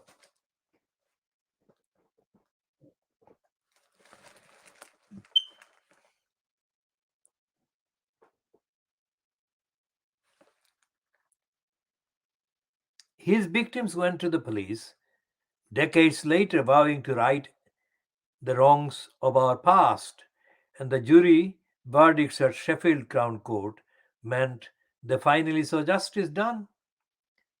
Ahmad's older brothers, Muhammad Farooq, 71, and Muhammad Tariq, 65, were deemed unfit to stand trial for indecently assaulting the same boy, but were found by the jury to have done the alleged acts.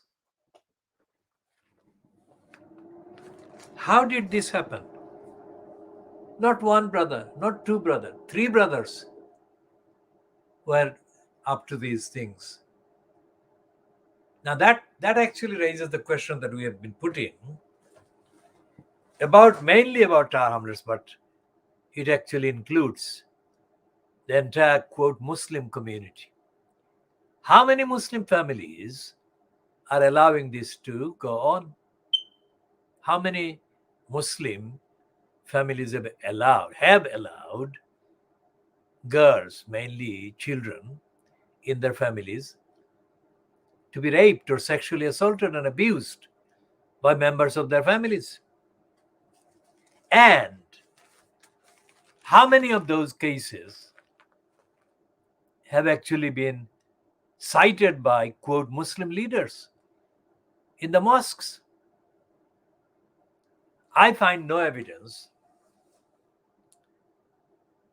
and this goes back to 50 years, 5 decades, there has been no initiative by the Muslim leaders, either of the mosques or the Muslim communities, so called, taking the initiative, even of acknowledging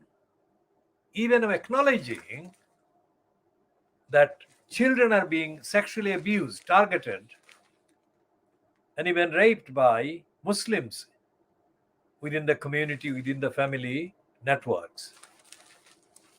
It applies to Tar Hamlers, it applies to Newham, it applies to Hackney, it applies to all the areas where significant numbers demographically of Muslims inhabit. Now, this Nazir Ahmad conviction refers to Rotherham. Now, Rotherham is one of the main areas where Pakistani origin but British born kind of men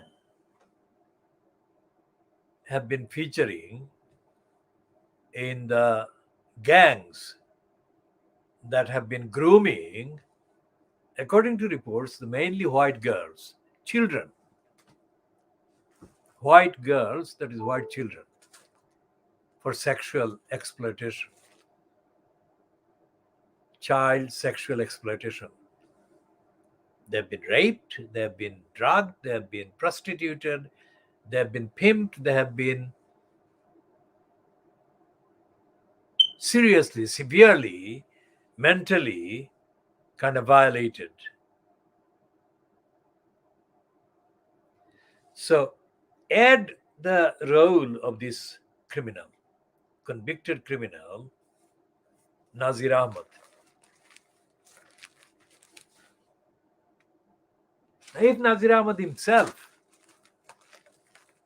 according to this conviction, had been engaged in sexually exploiting and raping or trying to rape children as far back as 50 years ago, this is what calendar year are they referring to? Let's see again what particular year they're referring to.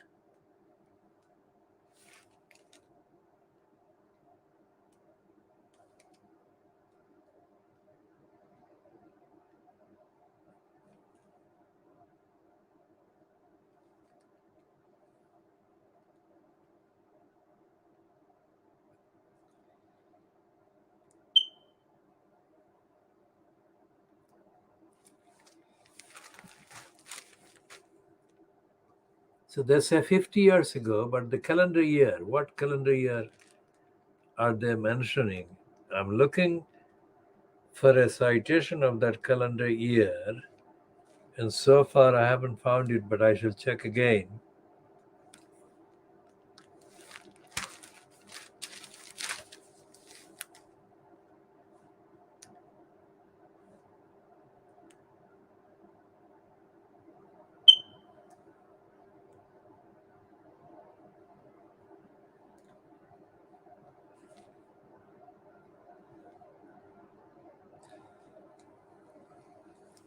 So this one is talking about the grooming scandal that I mentioned earlier, which is a piece by Guy Adams.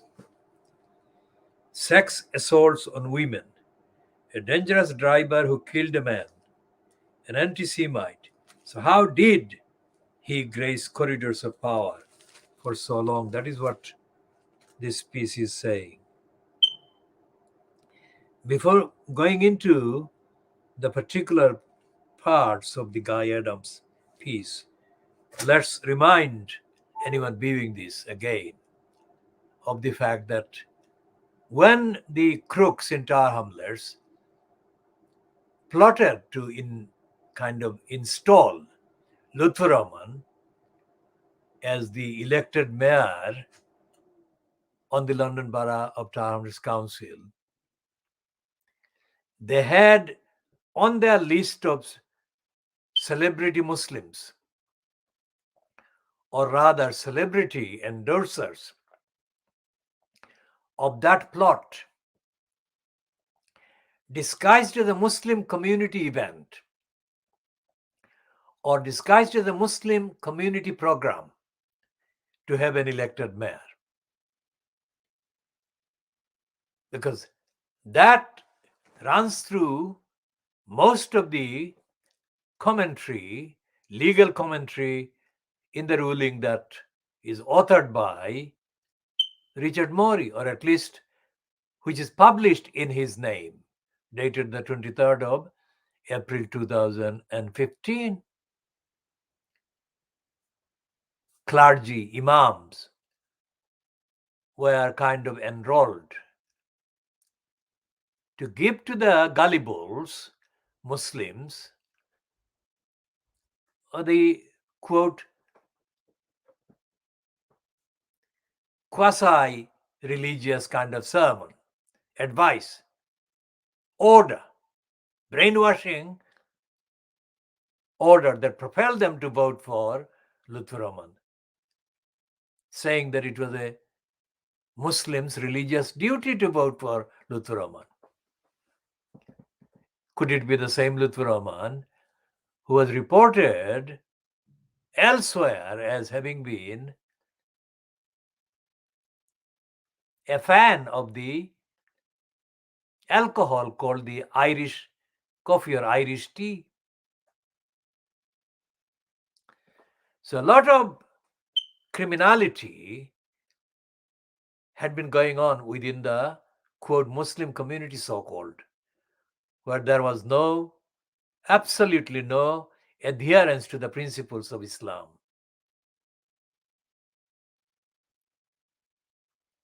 And so when on the Saturday, the 6th of February 2010, I led a campaign outside the Brady Center, campaigning and speaking against the plot to foist an elected mayor on the borough of Hamlets,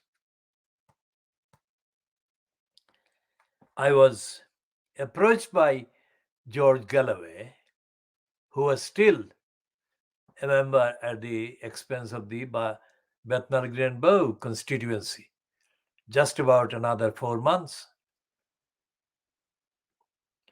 starting 4 calendar months. And I refused to give George Galloway the microphone that I was holding.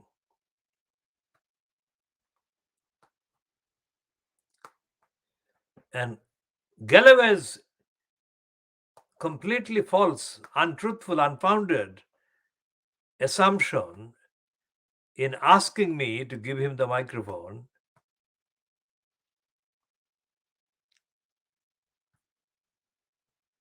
was that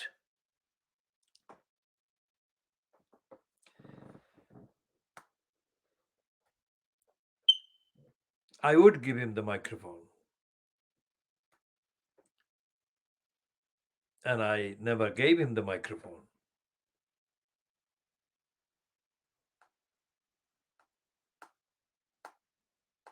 Now this is the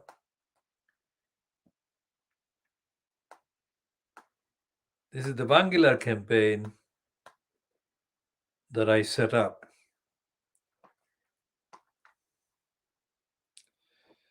And one of the things that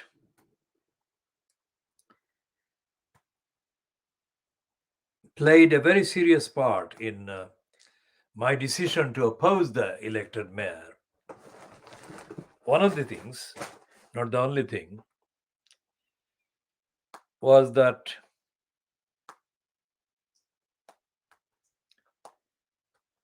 Tower Hamlets Council itself was incapable.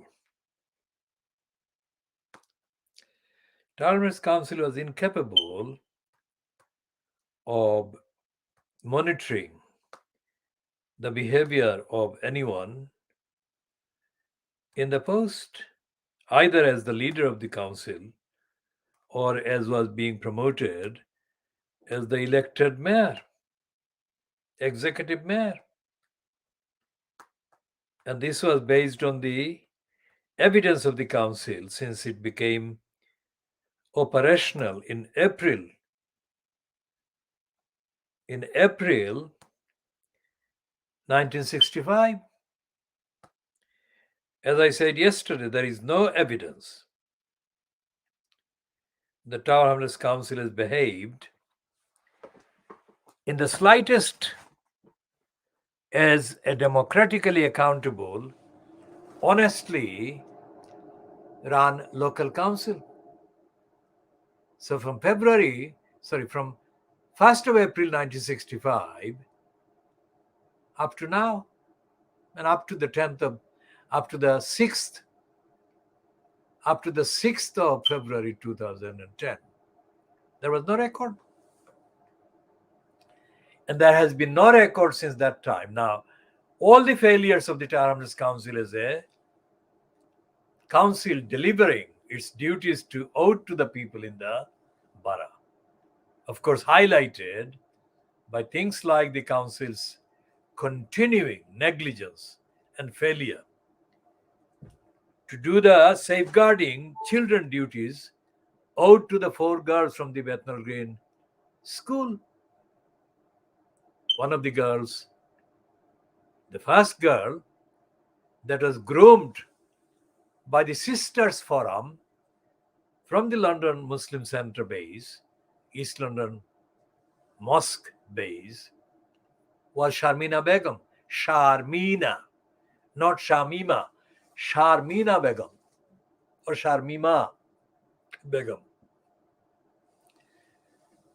who was groomed to go to Syria in December 2014. That was a month after George Galloway condemned the then Secretary of State Eric Pickles for the criticism that Pickles made of Luther Roman's regime. Now, Tower Hamlets Council knew, and Luther Roman knew, and Luther Roman should have known that the East London Mosque was paid by that time, by the time that Andrew Gilligan broadcast the Dispatches program on Channel 4 on the 1st of March 2010. That even up to that time, the East London Mosque had been paid public money by the UK government to the tune of £2 million as part of the so-called Prevent program. So although the Prevent program had been criticized by others, or has been criticized by others, calling it a spying program, the East London Mosque was doing the spying on the Muslim community. Now, how many Muslims in Tower Hamlets even actually know that? And how many Muslims, if they actually know that, have done anything to even register their knowledge about that? And how many Muslims have actually examined the role of the Prevent program based in Tower Hamlets, based East London Mosque in Whitechapel Road? And how many of the Prevent program participants or beneficiaries have expressed any concern about the possibility that any Muslim children or any children might be under sexual exploitation, sexually being abused by Muslims in Tower Hamlets? So we go back to Nazir Ahmad, and this one says,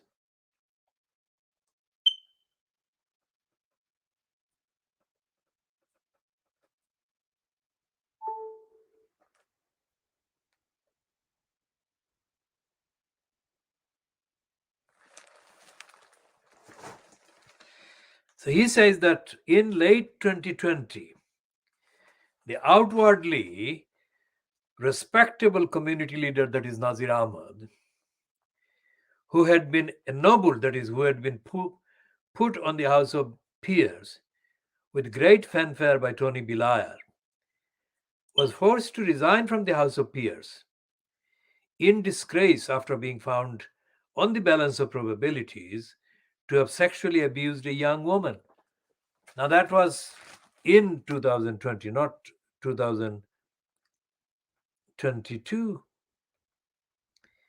His victim, a single mother of two named Tahira Zaman,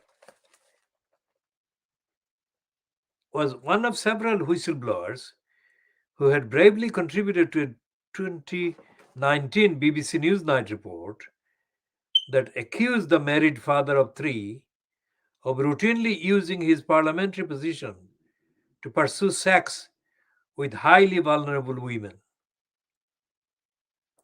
So he didn't do the sexual exploitation only 50 years ago. He continued them while he became a member of the House of Peers, made a peer by Tony Blair.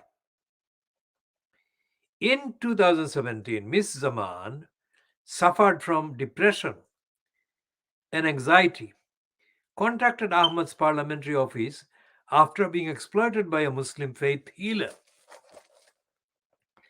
After agreeing to write to Met Police Chief Cressida Dick on her behalf, the peer persuaded her to join him for dinner, after which he sexually assaulted her by placing his hand on the top of her thigh, according to a 260-page report by the Lord's Conduct Committee.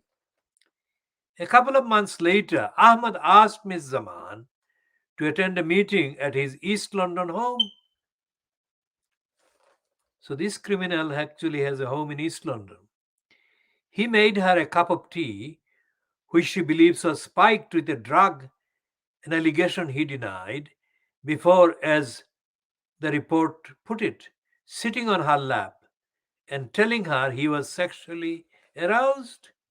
Later that night, she agreed to have sex with the peer. A 2-month affair ensued, which Miss Zaman said ended only when he made it clear he wasn't going to leave his wife. She added, "He took advantage of me, he abused his power." Several other women told similar tales to Newsnight, alleging that they had approached Ahmed for help or support only to be asked for sexual favors in return. One, speaking anonymously, alleged he basically wanted to sleep with me. Another, this time a man, said he had witnessed Ahmed propositioning a woman who came to him seeking an internship. Though none of the claims aired by Newsnight crossed the threshold for criminal prosecution, they were enough to force his resignation. Days before the publication of the committee's report, which recommended his expulsion from the House of Peers. The coverage of the allegations seems to have motivated his accusers in the recent trial to come forward. Yesterday's conviction completes a remarkable fall from grace for a man who once fated an inspiring role model. Born in Pakistan occupied Kashmir, Nazir Ahmed moved to the UK in 1969 when he was 11, unable to speak a word of English. Although teachers suggested he become a car mechanic, he gained a university degree and became a successful property developer. Having joined the Labour Party aged 18, around the same time he got married, Ahmed moved through the political ranks, becoming Rotherham's first Asian councillor in 1990 and subsequently the town's youngest magistrate. When Tony Blair ennobled him in 1998,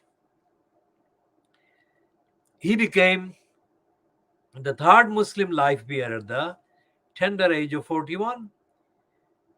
Home was by then a large detached house on one of Rotherham's smartest streets, where the couple raised a daughter and two sons. Back then, Ahmad promised to be a voice for the community in the new Labour mold. In keeping with his theme, Ahmad soon began to attract attention for making outspoken remarks about the failures of multiculturalism.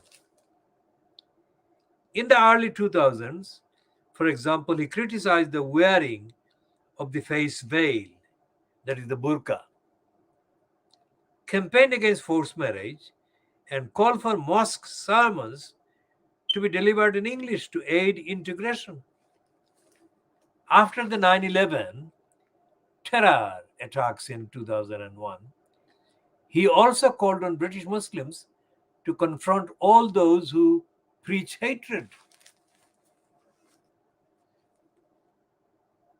Not all of his contributions to public debate were quite in so well received by progressives. However, in 2005 he hosted a book launch in the House of Peers for a notorious, and in 2006 he invited notorious anti-Semite named Israel Shamir, and in 2006 he invited a suspected Al-Qaeda terrorist to parliament.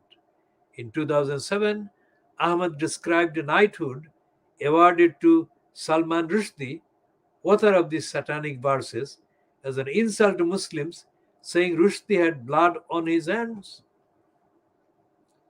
Fears about his judgment, by then doing the rounds in labor circles, appeared to be confirmed by 2 years later, when Ahmed found himself at the center of an ugly court case.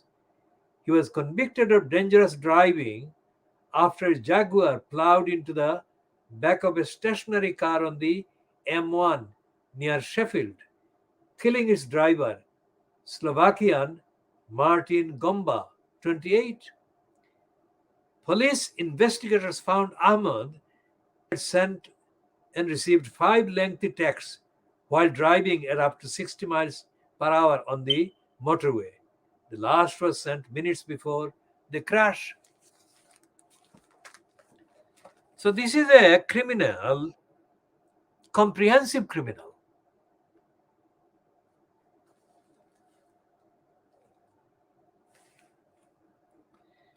Originally sentenced to 12 weeks in prison, he was released after just 16 days when the Court of Appeal suspended the sentence. The affair would, in a roundabout way, lead to his resignation from the Labour Party after he declined to share anti-Semitic conspiracy theories about what had happened to him on a foreign television network in 2013. During an interview with an Urdu language TV station from Pakistan, Ahmed was asked about his time in prison. He responded that the judge who had jailed him had originally been appointed to the High Court after helping Jewish colleague of Tony Blair.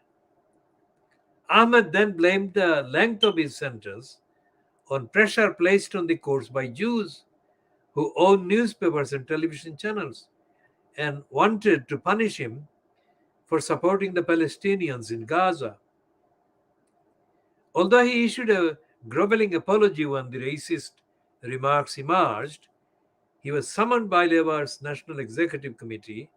To avoid an ugly confrontation, he quit the party, sitting as a crossbench peer during the final 7 years before his forced resignation from Parliament. Crown Court appearances are, however, harder to sidestep than political meetings. The fallen peer was granted bail last night and will return for sentencing in 1 month. The many victims who have chronicled his sexual misdemeanors doubtless hope that his next stay in prison is longer than his previous one. Now, this is the man which this piece refers to, his being resident in East London. Now, it doesn't say which East London part, which part of the East London area they are referring to. It could be anywhere.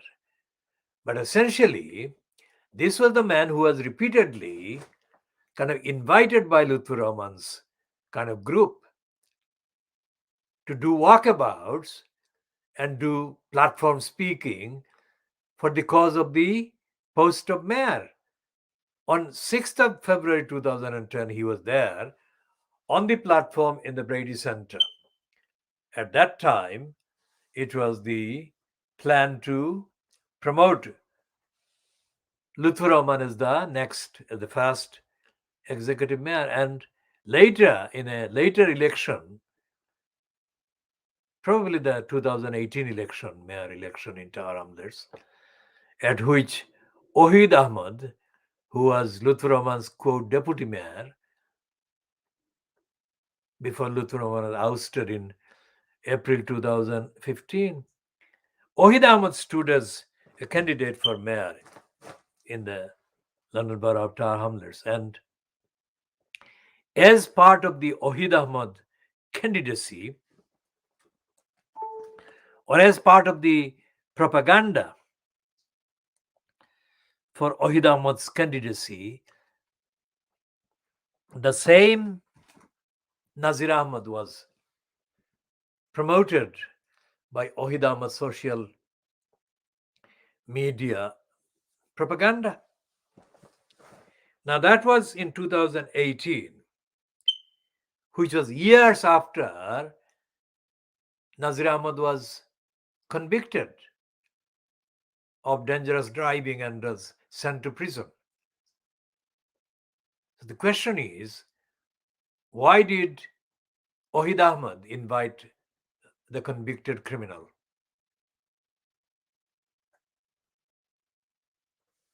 And according to this same piece in the Daily Mail,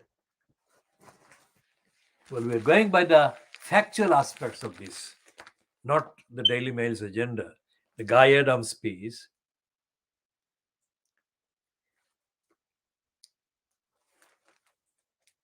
Ahmed had already been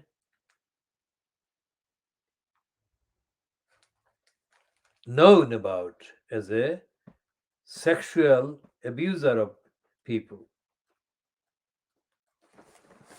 because according to this one, in 2017, this woman called Tahira Zaman, who may have been using a pseudonym, but let's call her Miss Zaman, who suffered from depression and anxiety and contacted Ahmad's parliamentary office after being exploited by a Muslim faith healer.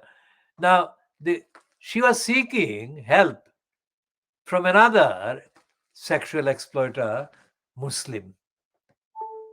I mean, it's widespread. So why did this woman approach him? Could be naivety, or could be somebody else told her to do that. What we shall be doing is go back to the accessible versions of the document now. This one, he says, has got 260-page report by the Lord's Conduct Committee. We should look at the Conduct Committee report and further examine Ahmad's behavior. And we shall continue to ask the question, if the elected mayor post was being kind of supported by the likes of him, doesn't that show the corruption in the post? There are no right-minded people or right-thinking people would be kind of endorsing it. A pervert, a sexual abuser of children and women, and now a convicted one.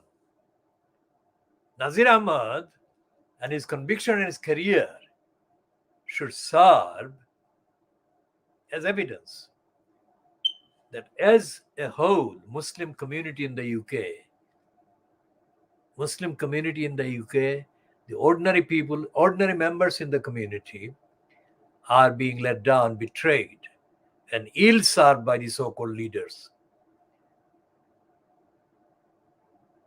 And that includes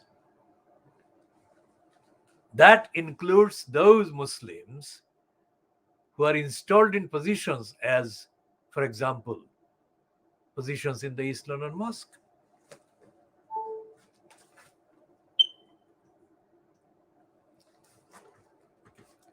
There is no record, there is no evidence that any Muslim center, so-called, has acknowledged the internal criminality, rape, sexual abuse, child sex, exploitation and abuse done by Muslims within the Muslim community.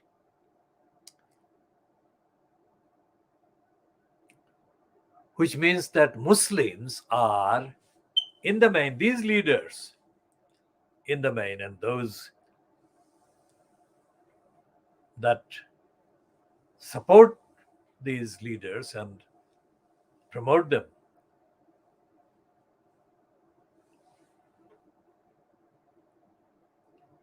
or stooge for them, are doing the right thing. And it's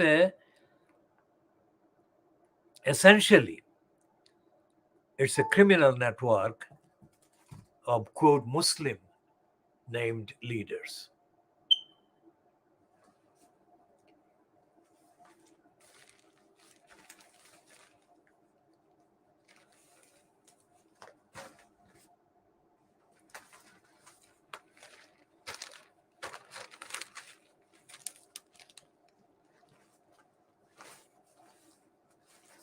Now, we go back to Friday's, well, it's not Friday, it's dated the 8th of January, that is Saturday, which is the Irish Post.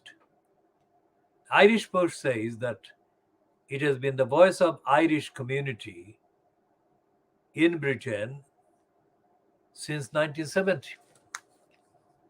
That's 52 years. And the reason I'm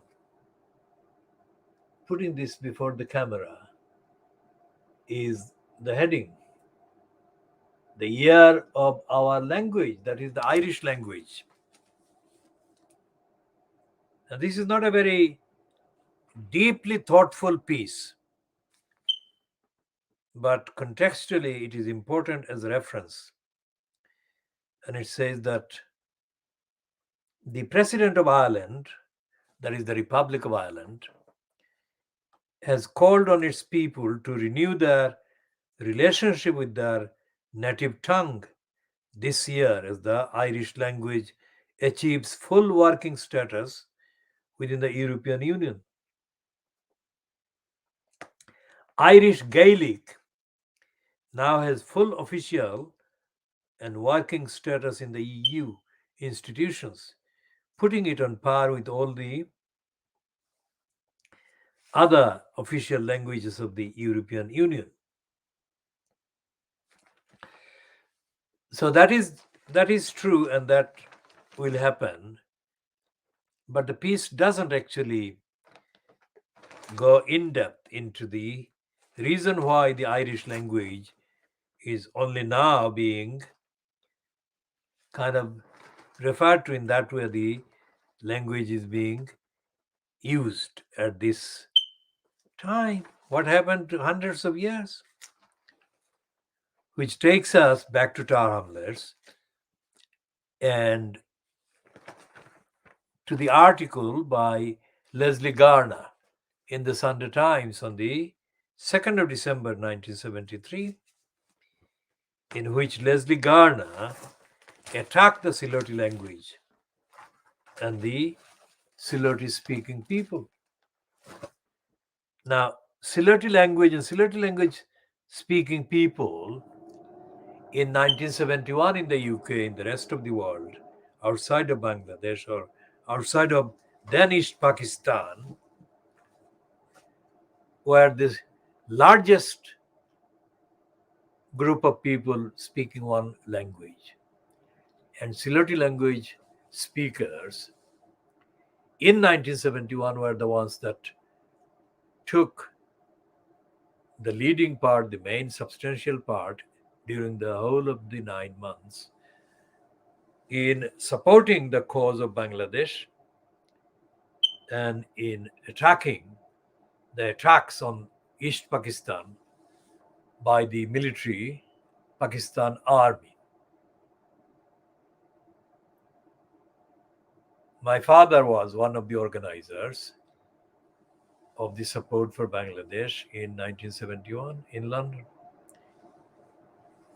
And he organized one of the largest groups of people from the eastern side of Silot that came to his address in New Road throughout the period.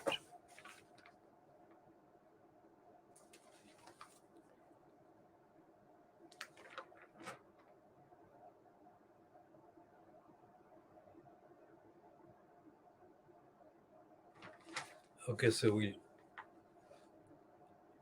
take a look at the other trial, the trial of Ghislaine Maxwell, which has become the subject of the kind of call for retrial of the trial of Ghislaine Maxwell. Let's put a number of things there. Any retrial, I mean, the Fleet Street newspapers have been giving Ghislaine Maxwell the status of royalty. They have been, even when she has been convicted, they have been giving her publicity about her socialite status and her alleged kind of being allegedly victimized because of her being a woman. But the testimony that was presented to the court in New York during the trial by her victims, or those victims that actually were exploited and raped, etc., shows that she was the monster that they called her. Now, this line that the Times newspaper is running, and it is common line that the rest of Fleet Street has been running, that the juror who has said that he had been sexually abused and therefore he said in post-conviction statement that the fact that he had been himself a victim of sexual abuse convinced or helped him convince the other jurors of the impact that sexual exploitation had on him. So he said that it helped them understand the position of victims of sexual abuse. Now, what the Ghislaine Maxwell side have done with that statement, predictably, is that there was a mistrial because he didn't disclose, they are claiming, he didn't disclose the fact that he had been a victim of child sex exploitation. Because if he had been if he had disclosed that fact, they're saying, if he had disclosed that fact, then he would not be allowed to sit on the jury, which is probable. Let's accept that. But the fact that he was allowed to sit as a jury, as a member of that jury, and the fact that he has actually claimed, he has not been lying, he has said that he helped the other jurors who are not exploited to understand what it is like, or it was like for a victim of the sexual exploitation.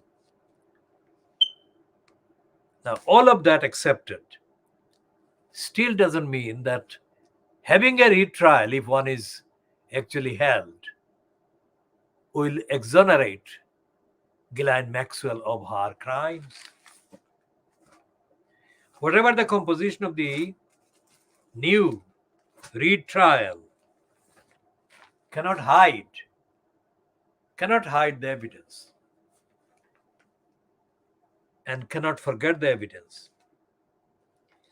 So this is the view that I am making clear, that there should not be assuming that a retrial will exonerate her and acquit her.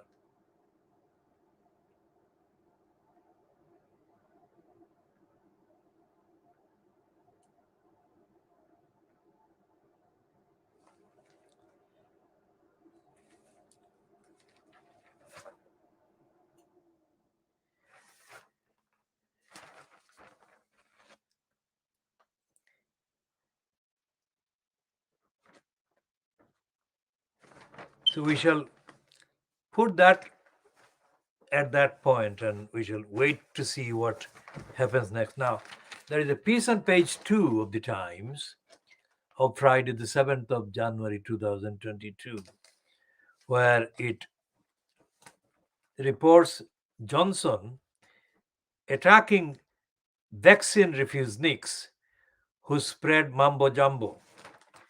Now let's put it in the scientific way. If there is a vaccine that has never been existing, that never existed before, if there is a vaccine that is being circulated and kind of put to people to be vaccinated by, isn't this acceptable to ask questions about various aspects of it? How is it that asking questions about the vaccine amounts to mumbo jumbo or amounts to conspiracy theories? The government has got the fullest responsibility to publish all the aspects of the vaccine everywhere.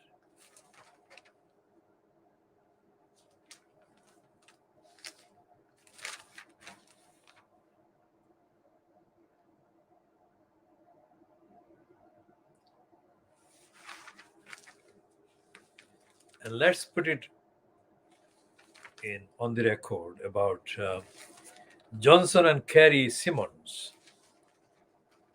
Going by the record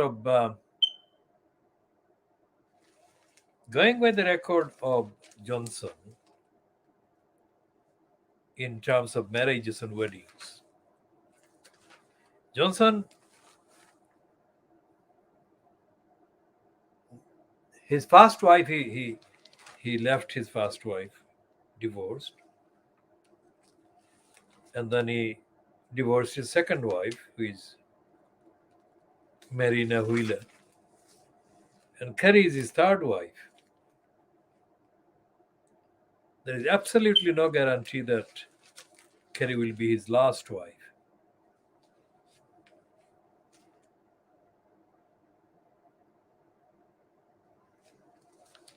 Why? Because of so many allegations.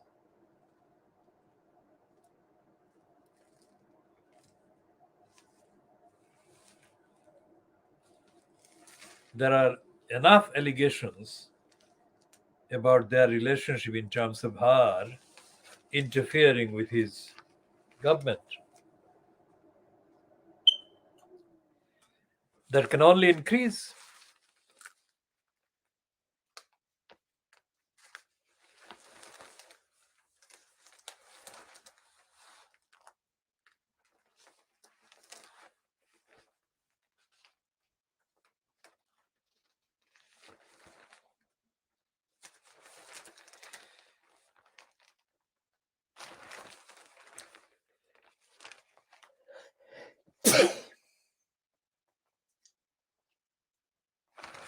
And the census, the 1921 census,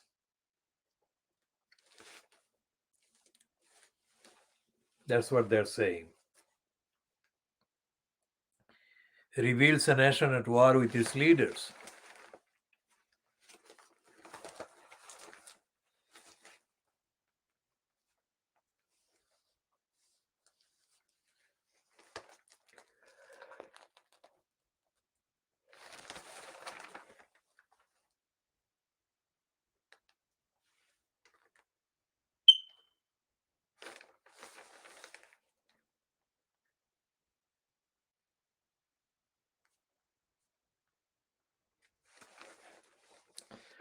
And there is a letter in the Times about animals' rights. And it says, though one hesitates to argue with so eminent a zoologist as Desmond Morris, his prescription for the rights that might be conferred on animals, while few could disagree with the sentiments, leaves nearly everything still to be determined. What would be a sufficient physical and social environment for zoo animals, and what might constitute a deprived environment for farm animals? Laws expressed in such general terms provide no certainty for those affected by them or those who must enforce them.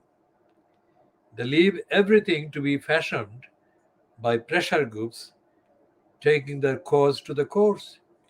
Specific regulations of the kind we already have for the standards to be observed by zoos and farms are more useful.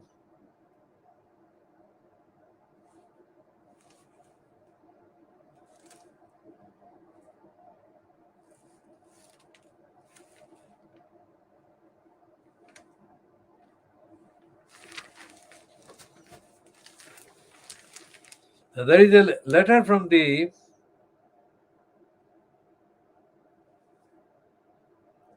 treasurer of the Criminal Bar Association, person called Lori Ann Power. It's about the Colston statute trial verdict.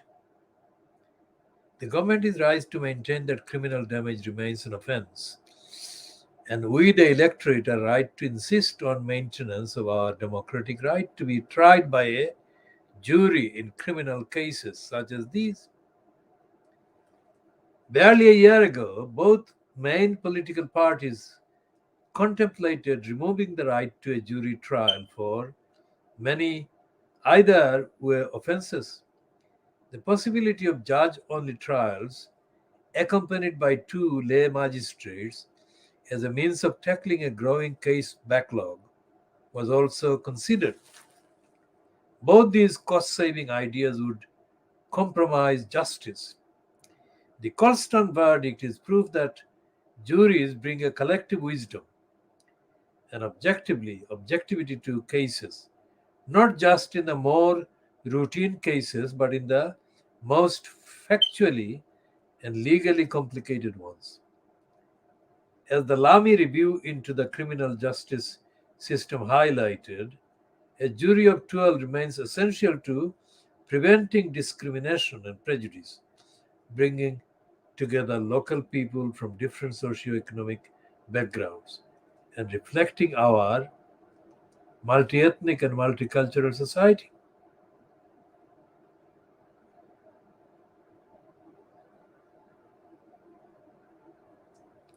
This verdict demonstrates the sound judgment of local juries and the British born principle that justice is to be derived of the people, by the people, for the people.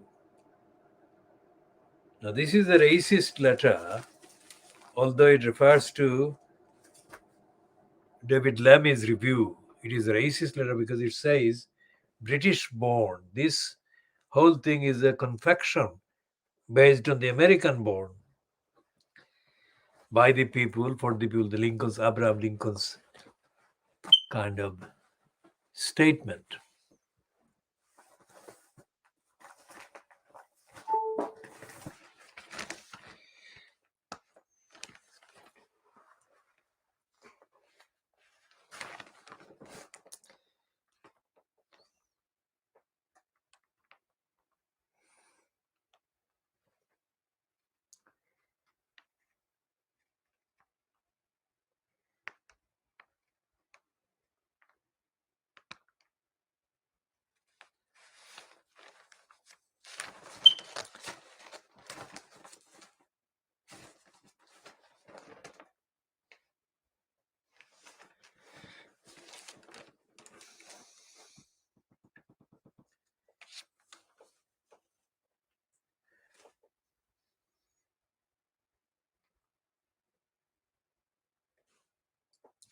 And the Guardian, of course, is celebrating the toppling of the Colston statue. So 2 pages inside.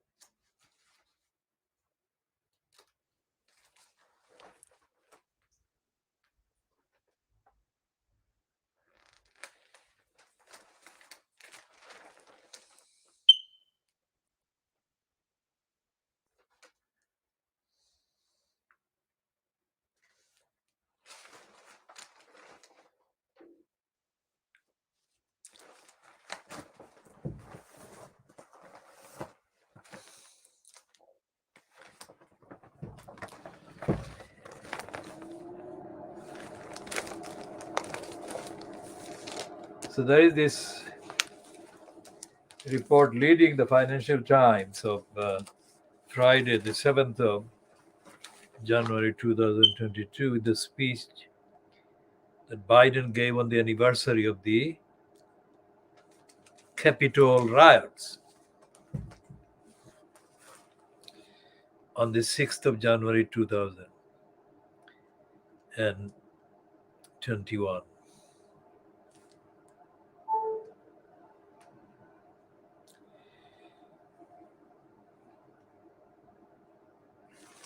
And this is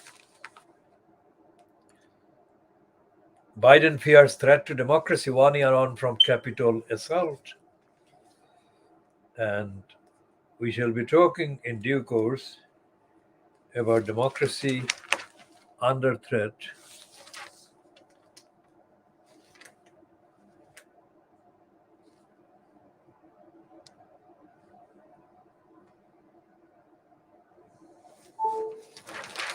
There is an editorial in the Financial Times about the rule of law under threat in Poland.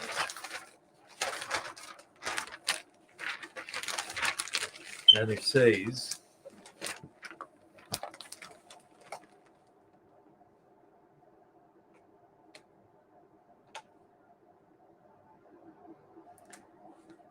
that protecting the European Union legal order is a big test for von der Leyen.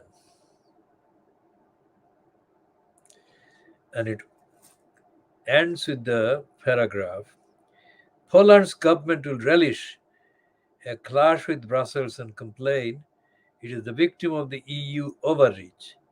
In reality, this is about the ruling party's domestic excess. Poles sadly pay the price for it while their country is being marginalized in Europe. On the same editorial page, there is a piece by somebody named John Reed. Now, John Reed is an idiot. It's a notebook. It says Myanmar notebook. It's a Burma notebook, and it says massacre fuels call for vote on UN arms embargo. Now, this is continuing Fleet Street's denial of the Burmese genocide of Muslims.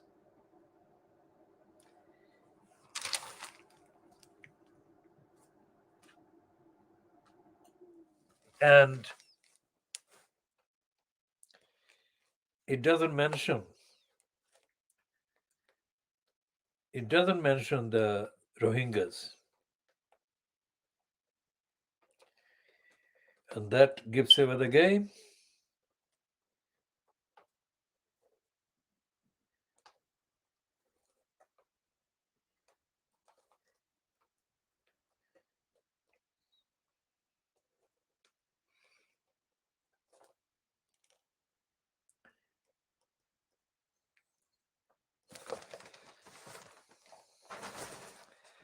So we shall come to an end of this probably just under 3 hours. So